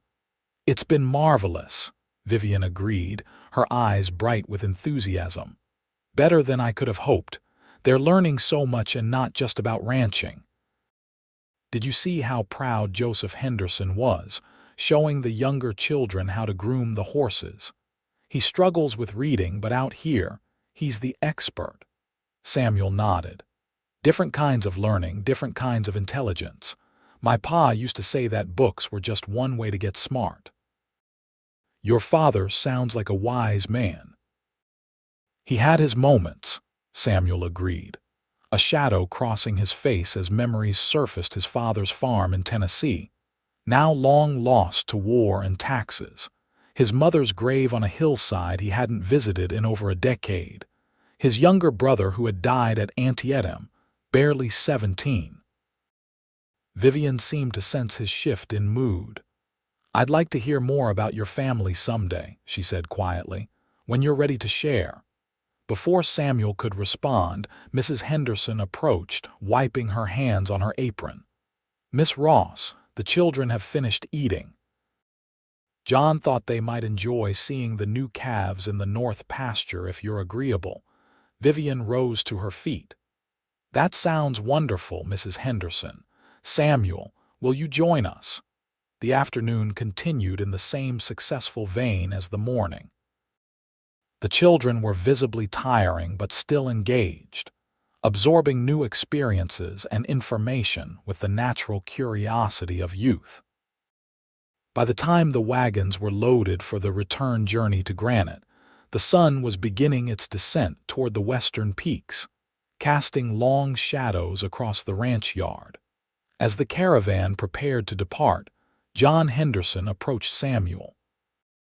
Your school teacher's something special, he said without preamble. Got those city manners, but not afraid to get her hands dirty, and those children mind her without her having to raise her voice once. Samuel couldn't help the surge of pride he felt at the rancher's assessment, as if Vivien's success somehow reflected on him. She is special, he agreed simply. Henderson gave him a knowing look. Don't wait too long to tell her so, son. Good women are scarce out here, and the smart ones don't stay unattached for long. The advice, though well-intentioned, touched a nerve. Samuel was all too aware of the passage of time, of the growing connection between himself and Vivien that remained unacknowledged, of the obstacles both real and perceived that stood in the way of what he increasingly desired. The return journey to Granite was uneventful, though slower than the morning's travel as tired children dozed in the wagons and careful drivers navigated the darkening road. When they finally arrived at the schoolhouse, parents were waiting to collect their offspring, eager to hear about the day's adventures. In the flurry of activity, children being collected, wagons departing, thank yous exchanged, Samuel found himself helping Vivien gather her teaching materials and personal belongings. I can't thank you enough, Samuel, she said as they stood outside the emptying schoolhouse. Today would not have been possible without your help. It was my pleasure, he replied honestly. Seeing you with those children, teaching them, encouraging them, it's clearly what you were meant to do. Vivien's smile in response was soft, intimate. It is fulfilling work. But I find I'm happiest when I'm writing, or when I'm with you. The confession, so simply stated, stole Samuel's breath. For a moment he could only stare at her, searching her face for any sign that he had misunderstood. Vivien, there you are. Harriet's voice cut through the evening air as she approached from the direction of her home. I was beginning to worry. Martha told me the wagons had returned. Samuel bit back a curse at the now familiar interruption. Vivien's expression flashed with unmistakable frustration before she smoothed it into a polite smile for her aunt. The field trip was an unqualified success, she told Harriet. The children learned so much, and the Hendersons were wonderful hosts. I'm glad to hear it, Harriet said, her gaze moving between Vivien and Samuel with the now familiar assessment. You must be exhausted, dear. Let's get you home and into a hot bath. Vivien hesitated, then turned to Samuel. Would you join us for dinner tomorrow night? Both Aunt Harriet and I would love to hear more about your experiences at the Henderson Ranch over the years. The invitation, though including Harriet, was clearly Vivien's attempt to continue their interrupted conversation in a setting her aunt couldn't object to. "I'd be honored," Samuel said, meeting Vivien's gaze meaningfully. "What time shall I arrive?" 6 o'clock, Harriet answered for her niece. "And don't feel obligated to bring anything, Mr. Jackson. Your company will be quite sufficient." As Samuel watched the two women walk away, arm in arm in the gathering darkness, he felt a mixture of anticipation and determination. Tomorrow night, he decided, he would find a way to speak privately with Vivien, to finally give voice to the feelings that had been growing steadily since that first meeting outside Martha's store. What he couldn't have known was that fate had other plans that would test not only his resolve, but also his courage, his resourcefulness, and ultimately, his love for Vivien Ross. Samuel arrived at the Campbell house precisely at 6 o'clock the following evening, freshly shaved and wearing his best shirt and waistcoat.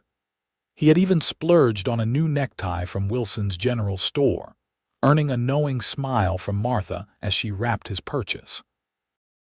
The dinner began pleasantly enough, with conversation focusing on the successful field trip and the positive feedback from parents and children alike. Harriet seemed genuinely pleased with the educational outcome, though she remained reserved in her interaction with Samuel. "Several mothers mentioned how impressed they were with your patience with the younger children, Mr. Jackson," Harriet observed as she served slices of apple pie for dessert. "You seem to have a natural way with them." "My younger brother was 10 years my junior," Samuel explained. "I helped raise him after our mother fell ill." "That would explain it," Harriet said with a nod. "There's nothing like practical experience to prepare one for handling children." Vivien, who had been relatively quiet throughout the meal, looked up with interest. "You never mentioned a younger brother before. Does he live nearby?" The familiar pang of grief tightened Samuel's chest. "He died at Antietam, Confederate infantry." A heavy silence fell over the table. After a moment, Harriet spoke, her voice gentler than Samuel had ever heard it. "I lost my brother at Shiloh, Union Cavalry." Their eyes met across the table, an unexpected moment of shared understanding passing between them. "I'm sorry for your loss, madam," Samuel said quietly. Harriet inclined her head in acknowledgement. "And I for yours, Mr. Jackson." The conversation gradually recovered, moving to lighter topics as they finished their dessert and coffee. When the meal concluded, Harriet surprised Samuel by suggesting that Vivien show him her writing room while she cleared the dishes. "I insist," she said when both Vivien and Samuel offered to help. "You young people should enjoy the evening. The dishes can wait." Exchanging a puzzled glance with Vivien, Samuel followed her to the small sunroom at the back of the house. The space was clearly a writer's sanctuary, a desk positioned to capture the best light, bookshelves filled with reference materials and favorite volumes, and neat stacks of paper covered with Vivien's elegant handwriting. "Aunt Harriet has never encouraged us to be alone together before," Vivien said in a low voice as she closed the door partway. "I can't imagine what's changed." Samuel thought he understood. "Shared grief has a way of altering perspectives. Your aunt and I found common ground tonight." Vivien moved to the window, looking out at the garden now silvered by moonlight. "I'm sorry about your brother, Samuel. It must have been devastating." "It was," he acknowledged, moving to stand beside her. "For a long time, I blamed myself for not being there with him, for not protecting him as I always had." Vivien turned to face him, her expression soft with empathy. "And now I understand that some things can't be prevented, no matter how much we might wish otherwise." Samuel took a deep breath, gathering his courage. "Vivien, there's something I've been wanting to tell you." Her eyes searched his face. "Yes, since the day we met, when you stood watching that stagecoach disappear with your belongings, I've felt drawn to you. in a way I can't fully explain." The words came haltingly at first, then with increasing confidence. "You're unlike anyone I've ever known, intelligent, brave, kind-hearted. When I'm with you, I feel as though the best parts of me, parts I thought the war had destroyed, are coming back to life." Vivien's eyes widened, but she remained silent, allowing him to continue. "I know there are differences between us, differences in education, in background, in prospects. And I know your aunt has concerns about my suitability." Samuel took another step closer, close enough now to catch the subtle scent of lavender that always seemed to surround her. "But I also know that what I feel for you is real and true, and I hope that you might feel something similar for me." For a long moment, Vivien was silent, her expression unreadable in the dim light of the sunroom. Then, slowly, a smile spread across her face, luminous with joy and relief. "Samuel Jackson," she said softly, "I have been waiting weeks for you to say those words." Before he could respond, she closed the distance between them, her hands coming to rest lightly on his chest. "I felt it too, that connection from the beginning. When you offered to find my trunks, when you returned with them despite all obstacles, when you helped with the field trip. Each time I fell a little more in love with you." The admission, so clear, so unambiguous, left Samuel momentarily speechless. When he found his voice again, it was rough with emotion. "Vivien, are you sure? I have so little to offer." "You have everything to offer," she interrupted gently. "Integrity, courage, kindness. Those are worth more than any material possessions or social advantages." With tender deliberation, Samuel raised his hand to cup her cheek. "May I kiss you?" he asked, his voice barely above a whisper. Vivien's answer was to lean forward, her eyes fluttering closed as their lips met in a kiss that was gentle at first, then increasingly fervent as months of unspoken longing found expression at last. Samuel's arms encircled her waist, drawing her closer, while Vivien's hands moved to his shoulders, then to the nape of his neck. When they finally parted, both were breathless. Samuel rested his forehead against Vivien's, reluctant to move away even an inch. "I love you," he said simply, the words he had held back for so long finally finding voice. "And I love you," Vivien replied, her smile radiant in the moonlight. A discreet cough from the doorway startled them apart. Harriet stood there, her expression a mixture of resignation and amusement. "I see you two have finally come to an understanding," she observed dryly. Samuel straightened, prepared to defend their feelings, but Vivien spoke first. "Aunt Harriet, I love Samuel. I believe he will make me very happy, and I hope you can accept that." Harriet studied them both for a long moment, then sighed. "I suspected as much weeks ago. You're not as subtle as you think, either of you." She fixed Samuel with a stern look.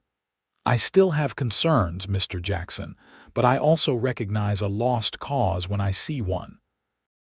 And it seems my niece's heart is irrevocably decided." "Yes, it is," Vivien confirmed, reaching for Samuel's hand. "Then I will not stand in your way," Harriet said with a nod that seemed to cost her some effort. "But I do expect proper courting, is that understood? No more unchaperoned moments like the one I just interrupted." "Yes, madam," Samuel agreed readily, hardly able to believe the sudden removal of what had seemed an insurmountable obstacle. Harriet's expression softened slightly. "You're a good man, Samuel Jackson. I've known that for some time. I just needed to be sure you were the right man for Vivien." "And am I?" Samuel asked, genuinely curious about her assessment. A small smile touched Harriet's lips. "I believe you might be, yes." She gestured toward the parlor. "Now, shall we have some more coffee and discuss this courtship in a more appropriate setting?" As they followed Harriet from the sunroom, Samuel squeezed Vivien's hand gently, still marveling at the turn events had taken. What had begun with a lost trunk had led to a found heart his own, awakened from its long dormancy by the remarkable woman at his side. The weeks that followed were some of the happiest of Samuel's life. With Harriet's grudging blessing, he and Vivien embarked on a proper courtship, attending church socials together, taking chaperoned walks on Sunday afternoons, and sharing dinner at the Campbell house several times a week. As autumn deepened toward winter, Vivien continued to flourish in her role as Granite's schoolteacher. Her innovative teaching methods and genuine concern for her students earned her the respect of even the most skeptical parents, and her classes grew as families from outlying homesteads sent their children to town for education. Samuel, meanwhile, found steady work with John Henderson, who offered him a permanent position as ranch foreman. The role came with a small cabin on the property and a salary that, while modest, provided financial stability Samuel hadn't known since before the war. "It's a step up," he told Vivien as they walked through town one crisp November afternoon, Harriet following at a discreet distance. "A real future to offer." Vivien squeezed his arm affectionately. "I told you I don't care about material things, Samuel." "I know," he acknowledged, "but I care. I want to provide for you to give you a comfortable life."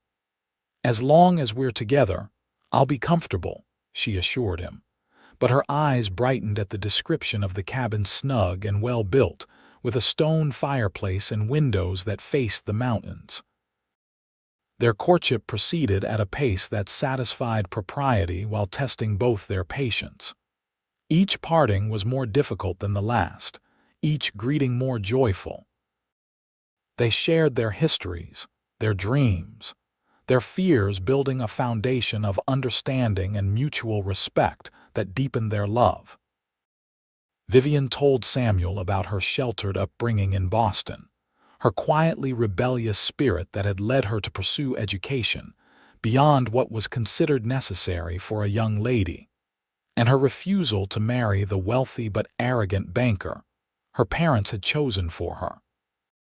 "They never understood why I couldn't be content with the life they planned for me," she explained during one of their walks. "A comfortable home, social standing, financial security, those were the measures of success in their world."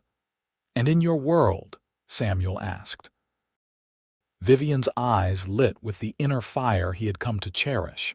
"Freedom to make my own choices, work that matters, love based on genuine connection rather than convenience or advantage." She looked up at him, her expression tender. "The very things I've found here with you."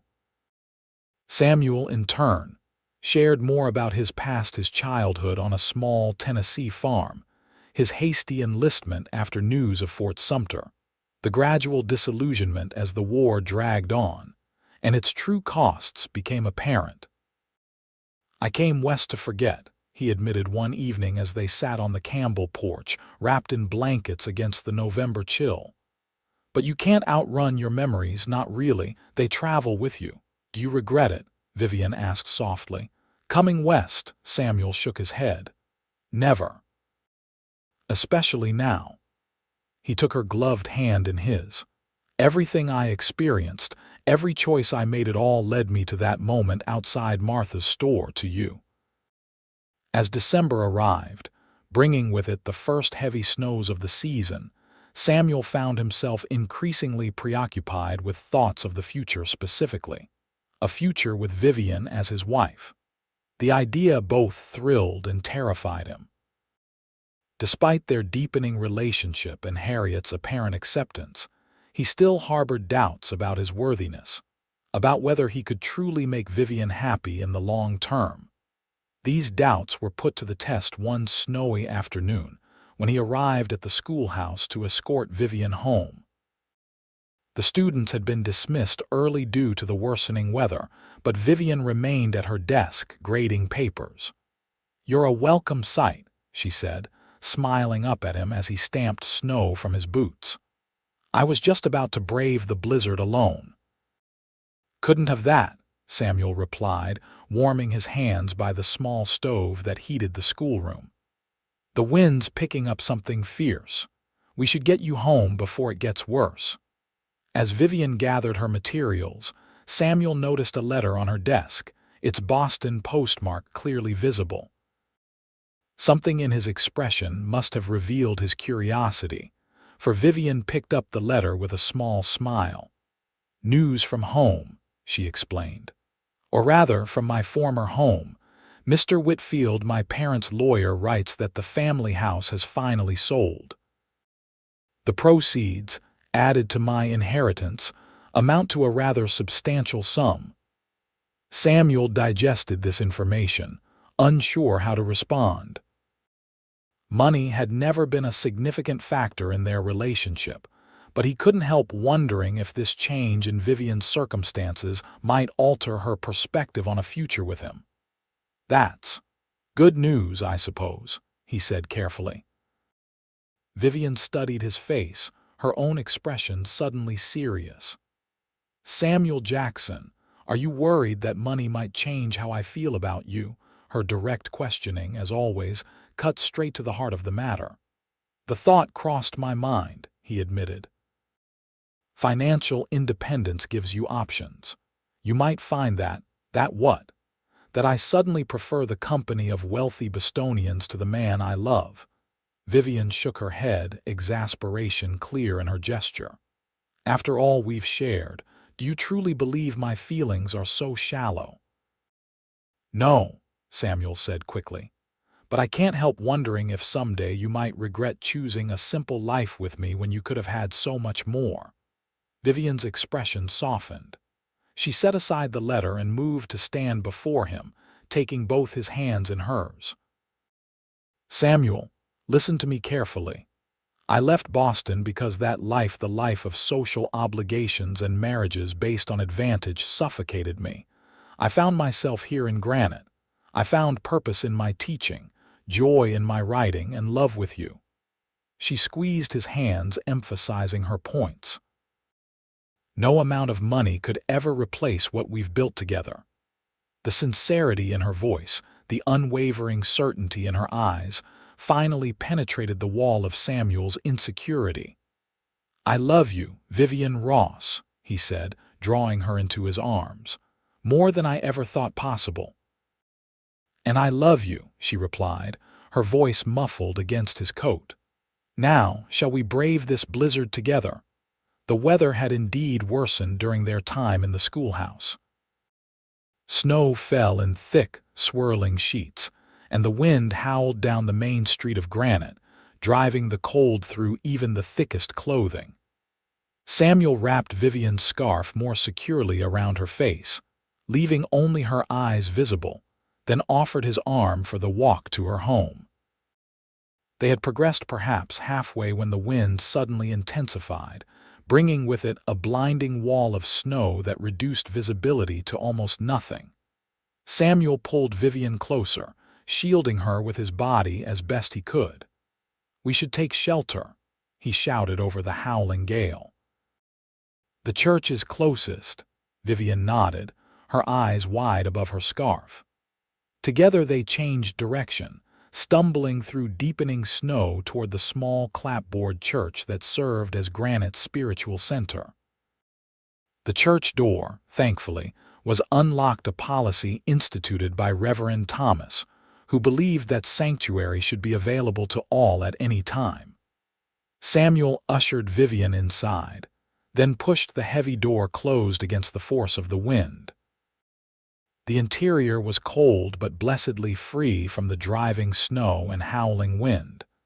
A few candles burned near the altar, left lit for those seeking spiritual comfort. Their flickering light cast long shadows across the empty pews. "Well," Vivien said, unwinding her scarf and shaking snow from her hair, "this is certainly an adventure." Samuel couldn't help but laugh at her characterization. "Only you would call being caught in a blizzard an adventure, Vivien Ross." "Life is what you make of it," she replied with a smile. "And I choose to see the positive aspects of our situation. We're safe, We're together, and she gestured around the empty church. We have some privacy for once. The last observation, delivered with a mischievous gleam in her eye, sent a jolt of awareness through Samuel. They were, indeed, completely alone for the first time in weeks, with no Harriet to interrupt at strategic moments. "We should light more candles," he said, deliberately focusing on practical matters, "and see if there's any firewood for the stove." They set about making the church as comfortable as possible for what might be an extended stay. Samuel found a small stack of firewood in a storage room, and soon had the pot-bellied stove in the back corner giving off welcome heat. Vivien discovered a chest containing blankets and pillows kept for the occasional overnight prayer vigils. "Not exactly the Campbell parlor, but it will do," Vivien said as they settled on a pew near the stove, blankets wrapped around their shoulders. Outside, the storm continued unabated, snow piling against the windows and wind rattling the old wooden structure. "Your aunt will be worried," Samuel observed, though he made no move to leave their shelter. "She'll assume we stayed at the school or found shelter elsewhere," Vivien assured him. "Aunt Harriet is very practical about such things." They sat in comfortable silence for a time, watching the play of shadows on the walls as the candles flickered in occasional drafts. Samuel was acutely aware of Vivien beside him, her warmth, her scent, the graceful curve of her neck visible above the blanket. "What are you thinking about?" she asked softly, catching him watching her. "How beautiful you are," he answered honestly. "And how fortunate I am." A blush colored her cheeks, visible even in the dim light. "You make me feel beautiful. Not just with your words, but with the way you look at me, the way you listen when I speak, the way you value my thoughts and dreams." Samuel reached for her hand beneath the blanket, entwining their fingers. "I've been thinking a lot about those dreams lately, about our future." "Have you?" Vivien turned slightly to face him, her expression expectant. Samuel nodded, his heart suddenly racing. This wasn't how he had planned it. He had imagined a more romantic setting, perhaps a special dinner or a sunset ride. But as he looked into Vivien's eyes, glowing amber green in the candlelight, he knew that the moment was right, regardless of the setting. "Vivien, I came west seeking a new beginning, but I never imagined finding someone who would make that new life worth living in every way." He shifted, turning fully toward her and taking both her hands in his. "You've brought light and purpose and joy back into my world. I can't imagine a future without you in it." Tears welled in Vivien's eyes, but her smile was radiant. "Samuel, let me finish," he said gently. "I know I'm not what your parents would have chosen for you. I'm not wealthy or educated or connected to society. But I promise you this. I will love you completely, support you unconditionally, and cherish you above all others for as long as I live." With that, Samuel slipped from the pew onto one knee, still holding Vivien's hands. "Vivien Elizabeth Ross, will you do me the extraordinary honor of becoming my wife?" For a heartbeat, Vivien was silent, tears spilling freely down her cheeks. Then, with a joyous laugh that echoed in the empty church, she launched herself into his arms, nearly knocking him backward.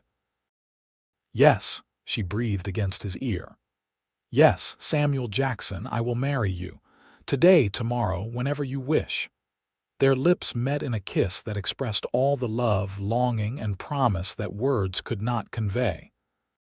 Samuel held Vivien as if she were the most precious treasure in the world, which to him she was. When they finally parted, both were breathless and flushed. "I don't have a ring," Samuel admitted, suddenly remembering this crucial detail. "I was saving for one, but I don't need a ring," Vivien interrupted, her hands framing his face. "I only need you." They remained in the church throughout the night, talking, planning, dreaming of their future together. As the storm gradually abated, and the first gray light of dawn filtered through the snow-covered windows, they found themselves curled together on a makeshift bed of pews and blankets, Vivien's head resting on Samuel's shoulder. "When shall we tell Aunt Harriet?" Vivien asked, her voice drowsy with approaching sleep. "As soon as we can safely reach your home," Samuel replied, pressing a kiss to her forehead, "though I suspect she's been expecting this announcement for some time." Vivien chuckled softly. "She has. She told me weeks ago that she was resigned to having a former rebel soldier as a nephew-in-law." The casual revelation startled Samuel. "She said that, hum. She also said that while you weren't her first choice, you were clearly mine and she trusted my judgment." Vivien tilted her head to look up at him. "She sees the good in you, Samuel, as do I."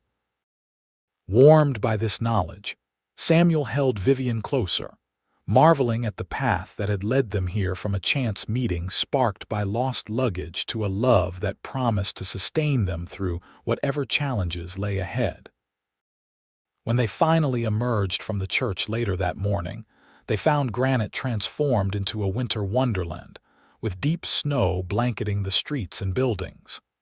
Hand in hand, they made their way to the Campbell house, where Harriet awaited with barely concealed relief and knowing looks. The announcement of their engagement was met with congratulations from Harriet, and when the news spread throughout Granite, with general approval from the townspeople who had watched their courtship unfold. Martha Wilson was particularly pleased, claiming partial credit for bringing them together. "If I hadn't asked Samuel to retrieve your trunks, who knows if you two would have ever properly met," she told Vivien with a wink. Winter settled fully upon the Colorado mountains, but the cold days and long nights could not dim the warmth and joy that Samuel and Vivien found in their shared future. They set a wedding date for early spring, when the snow would begin to melt, and the first wildflowers would appear, a time of renewal and beginnings that seemed fitting for their union. In the months leading to their wedding, they continued to build their life together. Samuel worked diligently at the Henderson Ranch, saving every spare dollar and preparing the foreman's cabin for Vivien's arrival. Vivien divided her time between teaching, planning their wedding, and working on her novel, which was nearing completion. Their wedding day dawned clear and bright, with a gentle breeze carrying the scent of pine and new growth. The entire town of Granite turned out for the ceremony, filling the small church to capacity. John and Margaret Henderson attended as Samuel's honored guests, while Harriet stood proudly beside Vivien, her customary reserve softened by genuine happiness for her niece. Reverend Thomas officiated, his words about love, commitment, and partnership resonating deeply with the couple who had found each other against all odds. When Samuel and Vivien exchanged their vows, there wasn't a dry eye in the church. Even gruff old miners who rarely showed emotion were seen dabbing at their eyes with handkerchiefs. "I, Samuel James Jackson, take thee, Vivien Elizabeth Ross, to be my wedded wife," Samuel said, his voice clear and steady despite the emotion evident in his eyes. "To have and to hold from this day forward, for better, for worse, for richer, for poorer, in sickness and in health, to love and to cherish, till death do us part." Vivien's response was equally heartfelt, her green eyes never leaving Samuel's as she pledged her life and love to him.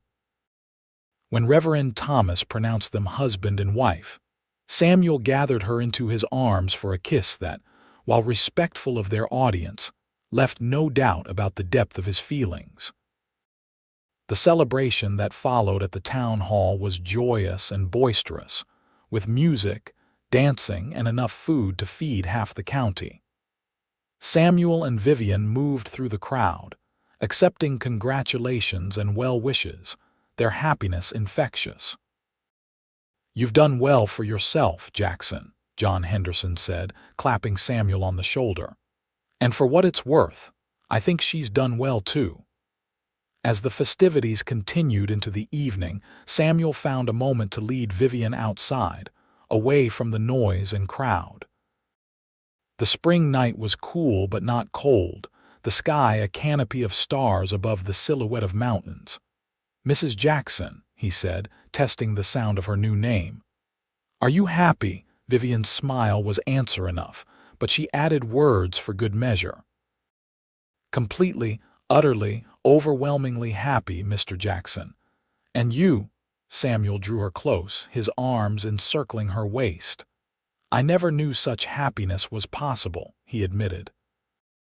"I spent years believing that the best parts of life were behind me, that the most I could hope for was a quiet existence without too much pain." He touched her cheek gently. "You changed everything, Vivien. You brought color back to a world that had faded to gray." Their kiss was tender, a promise of all the days and nights to come. When they finally returned to the celebration, it was with renewed appreciation for the community that had embraced their union and the future that awaited them. Life for the newlyweds settled into a rhythm that suited them both. Samuel continued his work at the Henderson Ranch, earning the respect of the ranch hands and the trust of John Henderson, who increasingly relied on his judgment in business matters. Vivien completed the school year but resigned her teaching position afterward, choosing to focus on her writing and their home. The cabin that had once seemed small now felt just right, cozy rather than cramped, intimate rather than restricted. Vivien added touches that transformed it from a bachelor's quarters to a true home: curtains at the windows, colorful quilts on the bed, shelves of books, and simple but attractive furnishings purchased with her inheritance. "It's perfect," she insisted when Samuel expressed concern that she might miss the comforts of her previous life. "It's ours, and that makes it more valuable to me than any mansion in Boston." As summer turned to fall and fall to winter again, their love deepened, taking on the comfortable familiarity of a well-worn path while still retaining the capacity to surprise and delight. They had disagreements. Of course, Samuel's occasional brooding silence when memories of the war surfaced, Vivien's stubborn independence that sometimes led her to take risks Samuel considered unnecessary. But they learned to navigate these differences with respect and understanding. Their first Christmas as a married couple was a time of particular joy. They traveled to Granite to celebrate with Harriet, who had softened considerably toward Samuel as she witnessed his devotion to Vivien. The Campbell house was festively decorated, and the aroma of holiday baking filled the air when they arrived, stomping snow from their boots on the porch. "Merry Christmas," Harriet called, embracing Vivien warmly and extending a hand to Samuel. Come in, come in. Everything's ready." The holiday was filled with simple pleasures: a Christmas service at the church, gifts exchanged by the fire, a feast that rivaled any Samuel had experienced since his childhood. But the greatest gift awaited announcement until the meal was concluded and they were gathered in the parlor with cups of hot cider. "Aunt Harriet," Vivien began, her voice slightly tremulous with excitement, "Samuel and I have some news to share." Harriet set down her cup, her expression instantly alert. "News? What sort of news?" Vivien glanced at Samuel, who nodded encouragingly. "We're going to have a baby," she said, her face radiant with happiness. "In late spring." Harriet's response was immediate and joyous. She enveloped Vivien in a tight embrace, tears welling in her usually composed eyes. "Oh, my dear girl, I'm so very happy for you. For both of you," she added, including Samuel in her gaze. The remainder of the evening was spent in excited discussion of the coming child preparations needed, possibilities for names, hopes and dreams for the future. When Samuel and Vivien finally departed for their cabin, promising to return for New Year's, Harriet embraced her nephew-in-law with genuine affection, "Take care of her, Samuel," she said softly, "and of yourself. That child will need both its parents." "I will, Mrs. Campbell," he promised solemnly, "with everything I have." The winter passed in a blur of anticipation and preparation.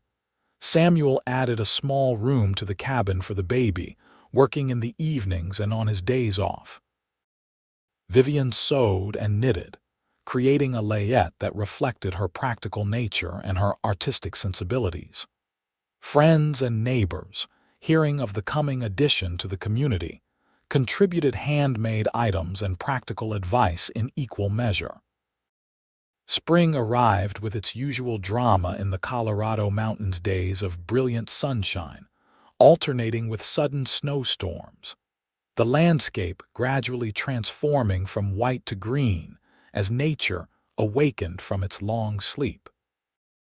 Vivien, now in her final month of pregnancy, found the changeable weather matched her own shifting moods, excitement giving way to apprehension, joy to uncertainty, anticipation to impatience. Samuel watched over her with loving concern, arranging for her to stay in Granite with Harriet during the final weeks, where medical help was more readily available should complications arise. The separation, though necessary, was difficult for both of them. Samuel rode to town whenever his duties allowed, sometimes arriving late in the evening and departing before dawn to return to the ranch. It was during one such brief visit in early May that Vivien's labor began. Samuel had just bid her good night and was preparing to return to the ranch when Vivien gasped, her hand flying to her abdomen. "Samuel," she said, her voice tight with a mixture of pain and wonder, "I think it's time." The hours that followed tested Samuel's composure in ways that even the worst battles of the war had not. He sent for the midwife, Mrs. Thornton, a capable woman who had delivered most of Granite's children over the past decade. Harriet, surprisingly calm in the crisis, prepared the birthing room while Samuel paced the parlor, every cry from upstairs piercing his heart. "Women have been doing this since Eve, Mr. Jackson," Mrs. Thornton told him firmly when he inquired for the dozenth time about Vivien's progress. "Your wife is strong and healthy. Try to have faith." Faith was easier counseled than practiced, but Samuel did his best, alternating between pacing, prayer, and periods of sitting with his head in his hands, remembering every moment of his life with Vivien and promising all manner of sacrifices, if only she and the baby would be safe. Dawn was breaking when the cry of a newborn finally shattered the tense silence of the Campbell house.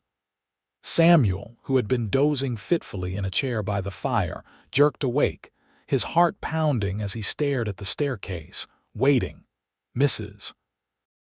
Thornton appeared a few minutes later, her lined face creased in a broad smile. "Congratulations, Mr. Jackson. You have a fine, healthy son."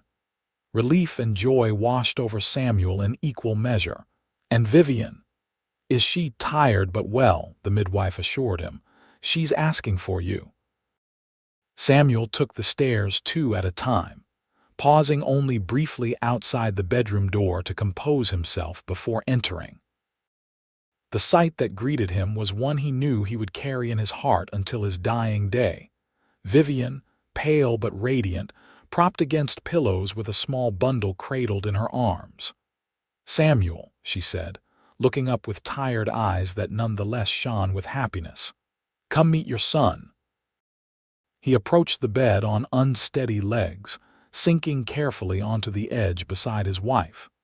The baby's face was tiny and perfect, his skin still flushed from the effort of being born. A shock of dark hair, Samuel's hair, topped his head. "He's beautiful," Samuel whispered, reaching out a tentative finger to touch the infant's cheek. "Just like his mother." Vivien laughed softly. "I think he favors you, actually, but we'll see as he grows." She shifted slightly, offering the bundle. "Would you like to hold him?" With reverent care, Samuel took his son into his arms, marveling at his smallness, his completeness, the miracle of his very existence. "Hello, little one," he murmured.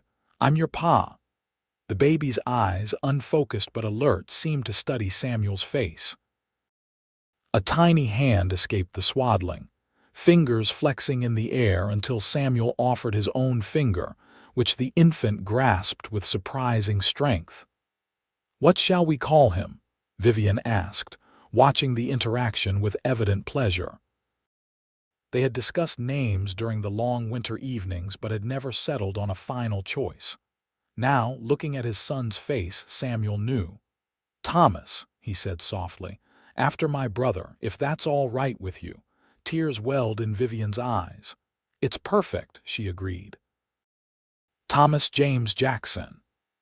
As the morning light strengthened, filling the room with golden warmth, the new family shared a moment of quiet togetherness, Vivien leaning against Samuel's shoulder, the baby now sleeping peacefully in his father's arms.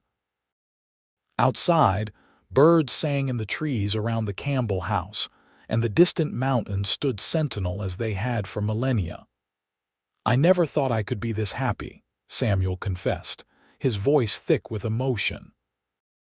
"When I came west, I was just trying to outrun the past, to find a place where I could exist without the weight of all I'd seen and done during the war.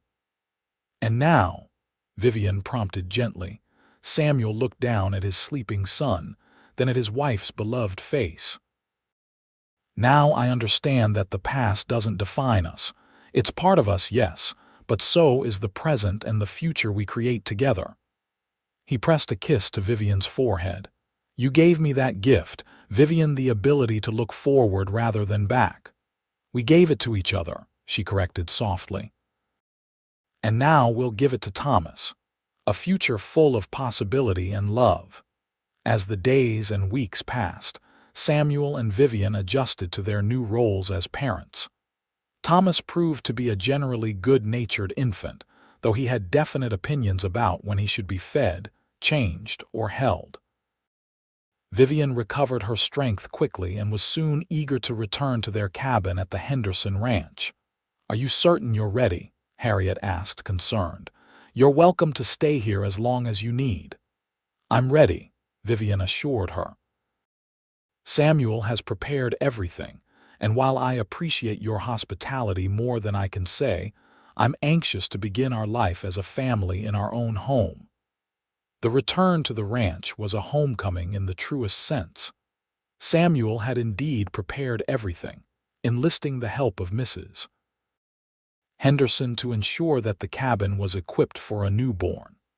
A cradle handcrafted by John Henderson stood beside their bed, a rocking chair waited by the fireplace, and the nursery was painted a cheerful yellow that reminded Vivien of sunshine.